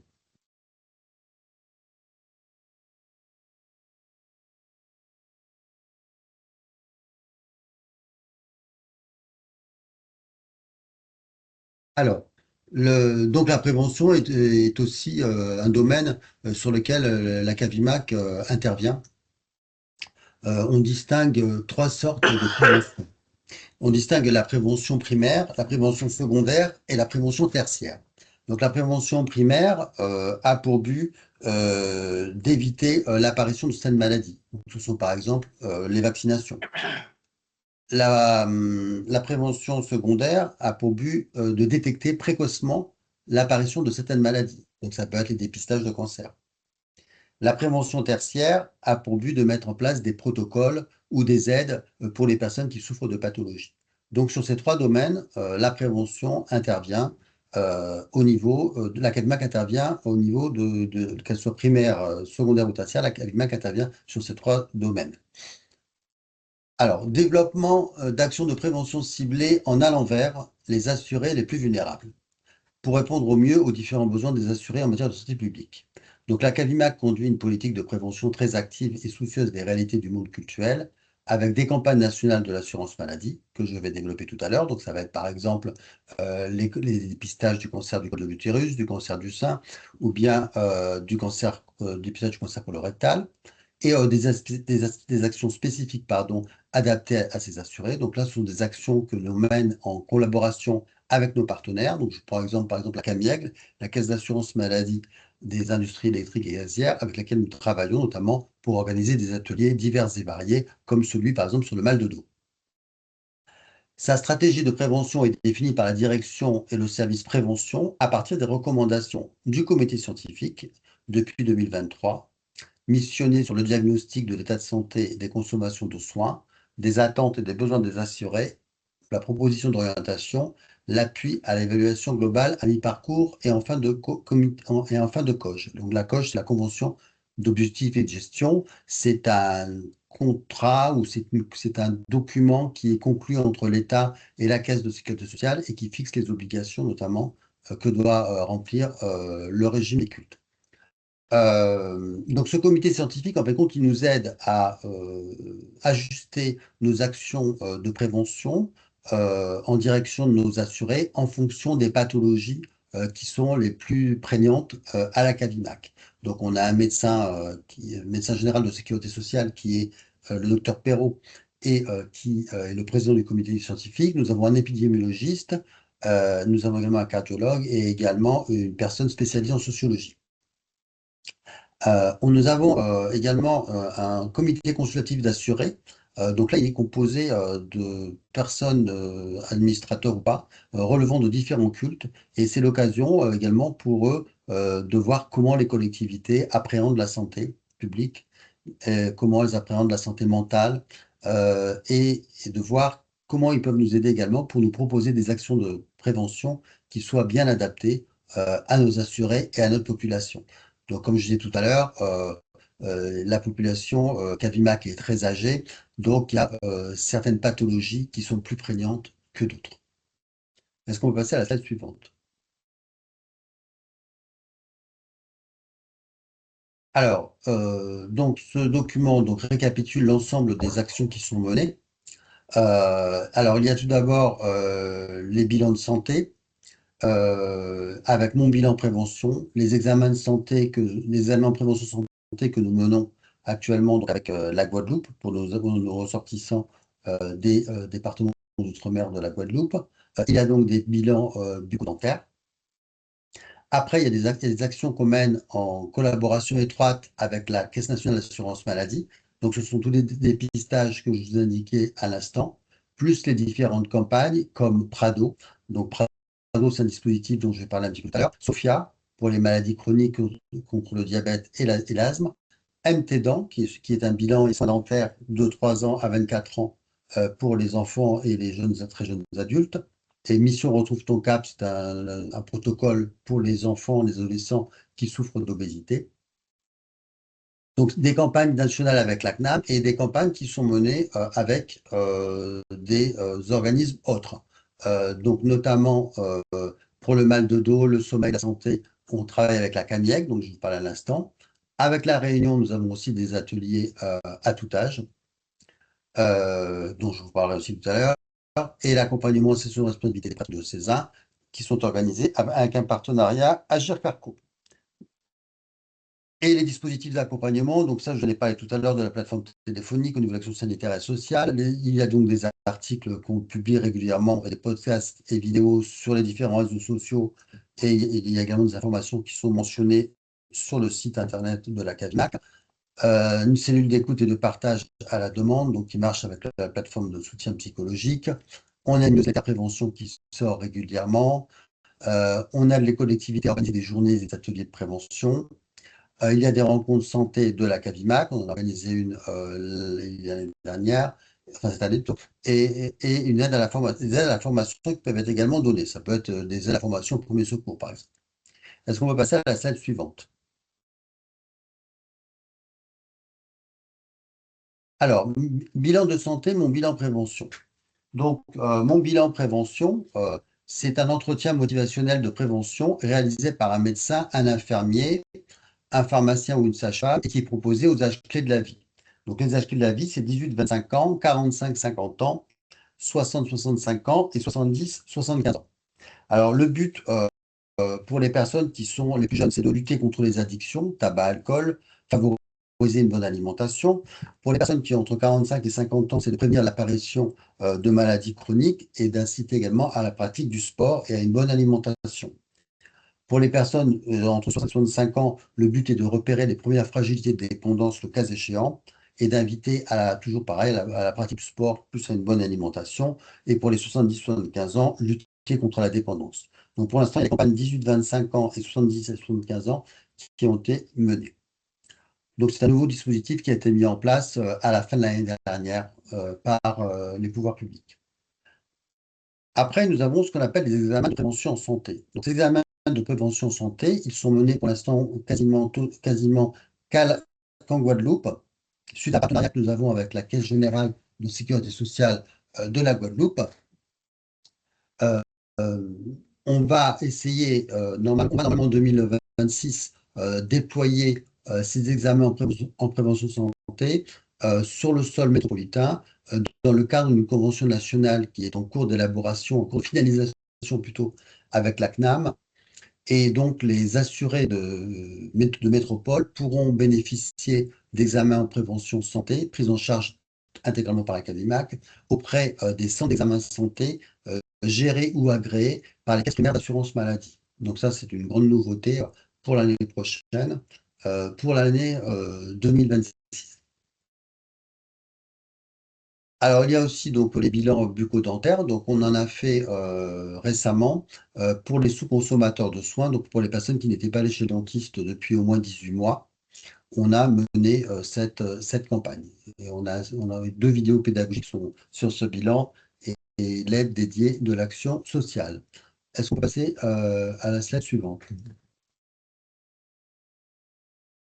Alors, pour offrir une prise en charge, donc le dispositif Prado, c'est un programme d'accompagnement individuel qui sert à faire le pont entre l'hôpital et la ville, si je puis dire. Donc, après, c'est après ce protocole est mis en place notamment après des chirurgies, en cas de bronchopneumopathie chronique destructive, en cas de décompensation cardiaque, d'accident ischémique transitoire ou AVC. Une fois la sortie décidée par les soignants, un conseiller, là c'est ER, il y a une petite faute, de l'assurance maladie organise avec l'assuré selon ses besoins la venue à domicile des professionnels de santé, infirmiers, kinés, pour ses soins et en informe son médecin traitant. Donc ce dispositif, c'est vraiment pour que la personne, une fois qu'elle sort de l'hôpital, elle soit tout de suite prise en charge. Les rendez-vous sont pris avec les infirmières, les infirmiers, les kinés, etc. Pour qu'il y ait bien le pont qui se fasse entre l'hôpital et la ville. Ensuite, nous avons un dispositif qui s'appelle SOFIA. Donc, SOFIA, c'est un dispositif pour traiter des maladies comme le diabète et l'asthme. Donc, ce programme d'accompagnement permet de donner des conseils pour mieux gérer sa maladie. Donc, pour mieux comprendre sa maladie, adapter ses habitudes et réduire ses risques de complications. Donc, l'adhérent va recevoir régulièrement par courrier ou par mail des informations et conseils pratiques pour apprendre pas à pas à mieux connaître sa maladie et mieux la gérer. Pour répondre à ces interrogations et l'aider individuellement à mettre en pratique les recommandations, une équipe d'infirmiers l'accompagne par téléphone sur des parcours choisis selon ses besoins et ses envies. Alors après, nous avons également le protocole Mission Retrouve son cap. Donc c'est un ensemble de prises en charge précoce et pluridisciplinaire pour prévenir le surpoids et l'obésité chez les enfants de 3 à 12 ans. Donc sous prescription, les parents sont invités à prendre rendez-vous auprès d'un centre maison de santé agréé pour un ensemble de prises en charge adaptées aux besoins de l'enfant. Donc là, pareil, on donne des conseils pour mieux gérer sa maladie et son surpoids et pour essayer de retrouver une ligne normale, si je puis dire. Est-ce qu'on peut passer alors, donc toutes ces actions, elles sont menées avec la CNAM, avec la Caisse nationale d'assurance maladie. Après, nous avons les vaccinations contre la grippe et le Covid.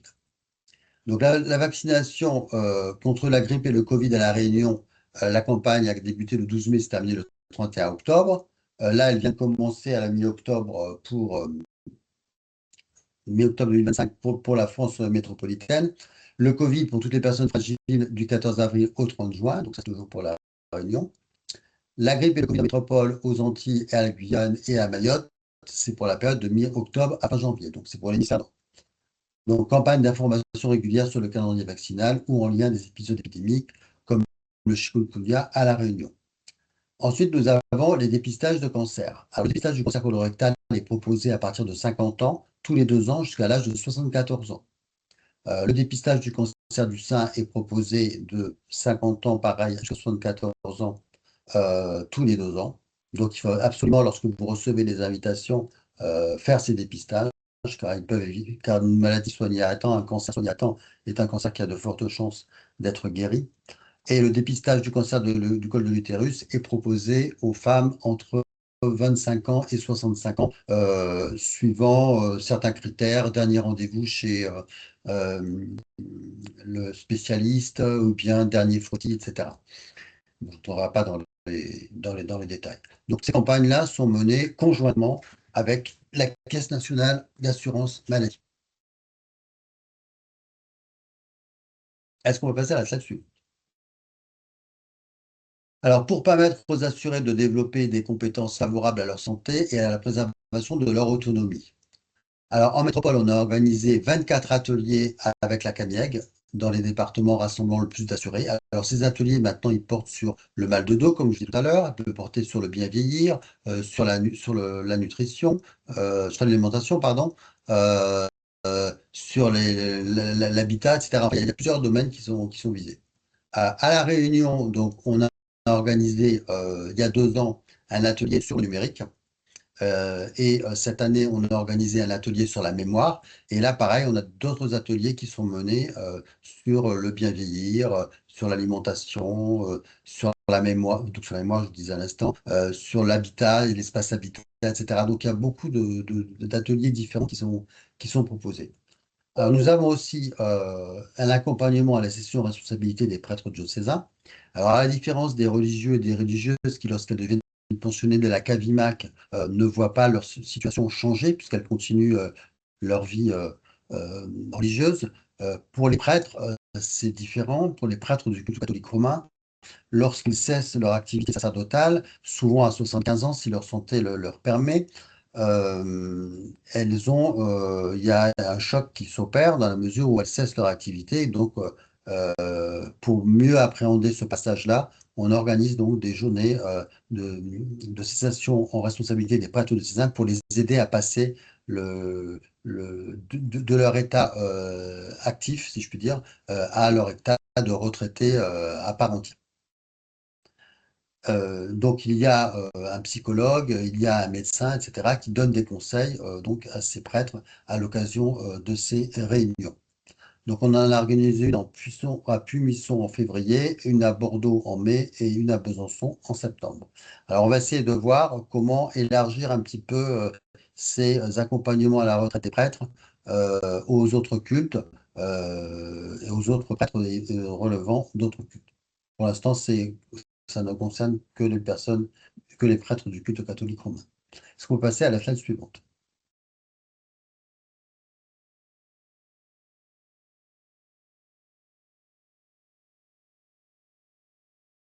Alors, pour permettre aux assurés de bénéficier d'écoute et de soutien en toute situation, donc on a une application mobile qui s'appelle donc ProConsult.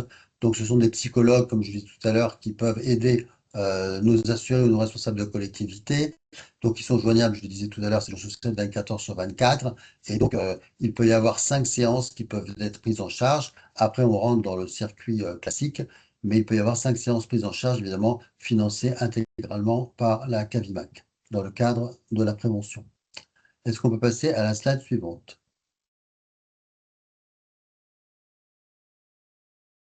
Donc, pour soutenir les acteurs de proximité qui accompagnent les assurés sur les sujets de santé et prévention, donc on a une newsletter prévention, donc qui sort assez régulièrement, qui porte sur les actualités, relatives aux actions de prévention proposées, donc lancement des campagnes d'invitation, ouverture des inscriptions aux ateliers, outils et services à disposition.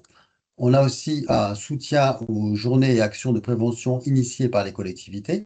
Donc là, on a un professionnel dédié qui contacte les collectivités et qui voit avec elles quels sont leurs besoins en matière de prévention et qui après participe donc à l'organisation de la journée de prévention qui va être menée au bénéfice de cette collectivité. On a donc des aides à la formation, accompagnement organisationnel et financier des collectivités, souhaitant former ses membres en matière de prévention et de préservation de l'autonomie. Donc, on a beaucoup de demandes par rapport au premier secours. Donc, c'est une formation qui marche très, très bien. Il y a également des aides à la formation pour les aidants. Et tout ça, c'est fait en liaison avec la mutuelle Saint-Martin. Alors, ce que je voulais juste vous préciser, c'est que il y a effectivement avec la mutuelle Saint-Martin des actions qui sont menées conjointement. Ce sont les sessions responsabilité des prêtres, les ateliers d'éducation pour la santé, les journées en santé et tout ce qui concerne la formation. Donc tout ça, ça peut être mené en collaboration étroite avec la mutuelle Saint-Martin. Est-ce qu'on peut passer à les rencontres santé? Donc, ça, ce sont des temps d'information thématiques. Donc, il y en a eu une l'année dernière, une cette année plutôt. Donc là, on a pu échanger avec plusieurs collectivités sur des thèmes relatifs aux actions de prévention. Et il y en a une qui est organisée donc, sur le mal de dos au mois de mai, et la prochaine, ce sera à l'automne. Est-ce qu'on peut passer à la slide suivante? Donc, pour moi, j'ai terminé au niveau de la prévention. Je ne sais pas s'il y a des questions.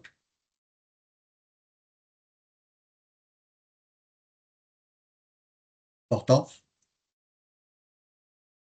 Alors, je crois qu'on avait répondu. Si, pardon. Y a-t-il une prévention du cancer de la prostate? Non. Il n'y a pas de prévention en matière du cancer, en ce qui concerne le cancer de la prostate, mais normalement, les personnes qui dépassent l'âge de 50 ans, 55 ans, normalement, elles doivent faire un examen tous les ans, qui est le TSA, je crois. PSA ou TSA, je ne sais plus, c'est PSA, je crois. Et c'est une prise de sang, et avec ce prise de sang, on voit le taux et on voit si la personne s'y a un risque ou pas. Donc, cette personne-là, il faut demander simplement à son médecin traitant de la prescrire, je crois que c'est le taux de PSA de mémoire, de la prescrire tous les ans et de faire cet examen et donc vérifier le taux de PSA et par rapport à ça, on peut voir si la personne a un cancer ou pas, ou est susceptible de développer un cancer ou pas de la prostate. Mais je parle en connaissance de cause, donc je peux vous dire qu'il faut le faire tous les ans, mais là, il n'y a pas de prévention particulière. Ok, merci. Autre question. Je suis en charge pour ma congrégation de tous les dossiers CSS. Pour cela, je dois avoir accès au compte Amélie. Enfin, ça, c'est plutôt Christine Nathalie. Oui. Des frères de la congrégation. En ce moment, je rencontre des problèmes avec leur adresse mail respective. Quel numéro de téléphone dois-je appeler pour résoudre les problèmes de connexion Amélie? Sachant que le numéro de téléphone en ma possession ne répond jamais. À défaut, quel mail contacter? Je suis hors sujet, mais j'ai peur de ne pas avoir de réponse avant la fin. C'est pour Christine. Oui, Christine, Nathalie. Alors, c'est vrai que les comptes Amélie, il faut contacter. Est-ce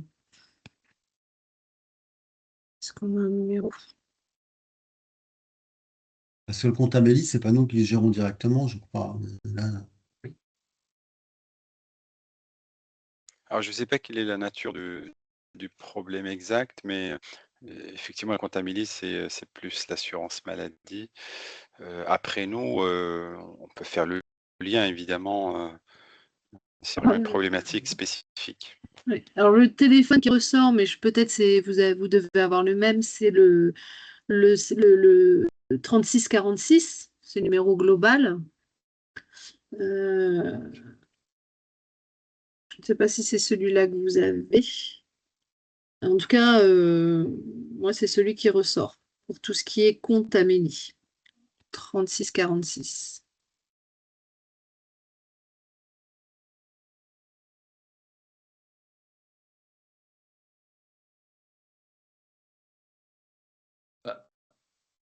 Bonjour, je peux poser une question? Oui, oui, bien sûr. En Bonjour. fait, par rapport à ça, c'est qu'actuellement, on reçoit, donc c'est un monastère, l'abbaye d'Assé, on reçoit beaucoup de courriers papier par rapport à la Cavimac. Du papier, ça coûte cher. Et donc, à chaque fois, je crois que vous avez dit plusieurs fois, il faut créer un compte pour ne plus recevoir ces papiers. de prestations, de coûts qui rencontrent des prises en charge. Oui, pour voir les décomptes, oui, C'est effectivement. ça. Et donc, on n'est pas encore 36 000, on est 15, mais il faut que je crée 15 comptes spécifiques pour ne plus recevoir ces courriers qui vous coûtent cher, qui nous font du papier inutile, etc. Ben non, on peut envoyer du papier effectivement si vous estimez que c'est nécessaire, donc là, il n'y a pas de souci. Après, effectivement, la seule manière d'accéder au compte Amélie, c'est de créer un compte personnel pour chaque assuré. C'est ça. Et ça, je dirais, c'est valable à l'ensemble des assurés en France. Il n'y a aucune exception en la matière, en fait. On ne peut pas créer de compte pour une Oui, collectivité, c'est ça. mais Ouais. c'est un compte personnel. Ouais.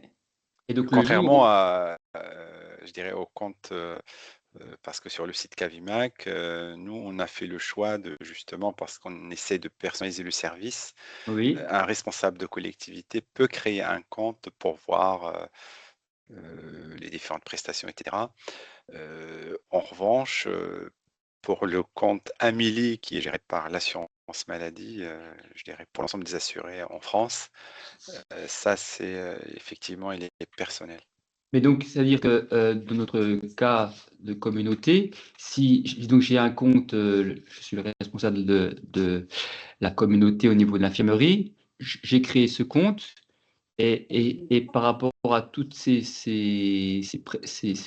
courriers qui arrivent, comment je fais pour...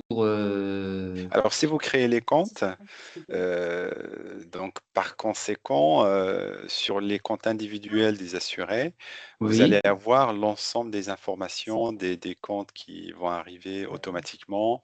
Enfin, vous aurez énormément d'informations. C'est quand même un compte qui est plutôt bien fait. Il y aura l'ensemble des informations sur les prestations maladie, les décomptes, les attestations de droit. d'accord. Voilà. C'est ça qui est très pratique. Et par rapport à ça, me dire, est-ce qu'il faut, parce que des fois, pour créer chaque compte, il faut une adresse Il faut une adresse mail, oui, individuelle, oui, particulière, c'est ça, malheureusement. hein? Oui, absolument. Voilà, Absolument. ok, d'accord. Très Absolument, effectivement, oui. Il faut une adresse mail et un mot de passe. Un mot de passe aussi Oui, c'est pour chaque ça. compte. Donc, on peut pas, par exemple, les frères ne peuvent pas me donner procuration et je crée ce compte et j'ai tout, j'ai tout. C'est la protection, je pense, des Non, personnes. malheureusement, non. Ouais, c'est ça. Malheureusement, non. Ok, merci. Merci à vous. Eh bien, je pense qu'il n'y a plus de questions. Hortense Alors, en parlant de courrier papier, j'ai beaucoup de problèmes avec la réception des courriers de la Cavimac qui n'arrivent pas, où il y a des délais très longs entre les dates du courrier et la réception. De plus, ils sont envoyés pas forcément à l'adresse de l'économage général. Alors, dans ce cas-là, le plus simple, c'est de contacter le service en question. Et nous effectuerons une mise à jour de l'adresse. Donc, c'est relativement simple. On avait pas mal de stock. En ce moment, on est plutôt à jour en termes de traitement des changements d'adresse. Et donc, il suffit de changer l'adresse, je suppose. Et pourtant, sur votre site, notre adresse est la bonne. Mais quelquefois, comme on a des communautés en France, en province, bah, ça va là où le frère a été il y a 10 ans, le courrier part là-bas, au lieu de partir sur l'adresse de l'économie générale. C'est un exemple. Mais on en a d'autres, hein. Il y a des courriers Quand qui vous dites sur notre site, c'est-à-dire bah, sur le site de la Cavimac, lorsque je vais voir les données de notre fraternité, de notre communauté, il y a bien l'adresse de Paris où doivent être adressés les courriers. Mais les envois qui sont faits ne sont pas forcément à cette adresse. Je donne un exemple, on a une communauté à Strasbourg, et ben quelquefois ça part à Strasbourg au lieu de partir à Paris. Oui, mais ça dépend même de l'adresse que vous avez communiquée concernant l'assuré, puisqu'il y a l'adresse de résidence et l'adresse de correspondance. Donc, Je n'arrive pas à les faire changer sur le site de la Cavimac, alors je ne sais plus comment faire. Je dois dire, moi, enfin, Alors personnellement. sur le site de la, pardon, sur le site de la Cavimac, si vous passez par votre espace connecté, il y a un formulaire qui s'appelle changement d'adresse et vous pouvez Ouais. nous envoyer la demande à partir de là. Mais ça, je l'ai fait. Et de même que quand j'envoie une demande, je mets toujours dans le mail d'envoi adresser la correspondance à telle adresse. Mais là, moi, j'ai plusieurs exemples de courriers qui sont partis au cours du 2e trimestre, mais je ne les ai toujours pas reçus. C'est parce que j'ai relancé le service qui m'a envoyé un mail avec le document. Mais je trouve que pour moi, c'est un problème de gestion au quotidien, quoi. Mais est-ce que c'est des adresses qui concernent des assurés ou c'est des adresses qui concernent est-ce que c'est des courriers qu'on envoie à la communauté alors qu'on devrait l'envoyer à la collectivité ou est-ce que c'est un courrier qu'on envoie à un assuré, on envoie à la communauté alors qu'il devrait être envoyé à la collectivité? Il devrait être envoyé à la collectivité, notamment, enfin bon, bah, je prends un exemple, hein, je fais des demandes de régularisation de retraite. Les avis d'appel de régularisation pour les montants à payer, bah, il y en a du 15 avril qui ne sont toujours pas arrivés à l'économat général. Ils sont arrivés à quelle adresse? Ils ne sont pas arrivés du tout. Ah, donc là, c'est pas un problème d'adresse, c'est un problème que l'envoi n'a pas été fait, a priori. Bah oui, alors bon, j'ai reçu par mail la copie, donc effectivement, le dossier a été traité, hein, c'est pas un D'accord. problème. Mais donc je me demandais, moi, si c'était pas possible de doubler, enfin de faire éventuellement l'envoi par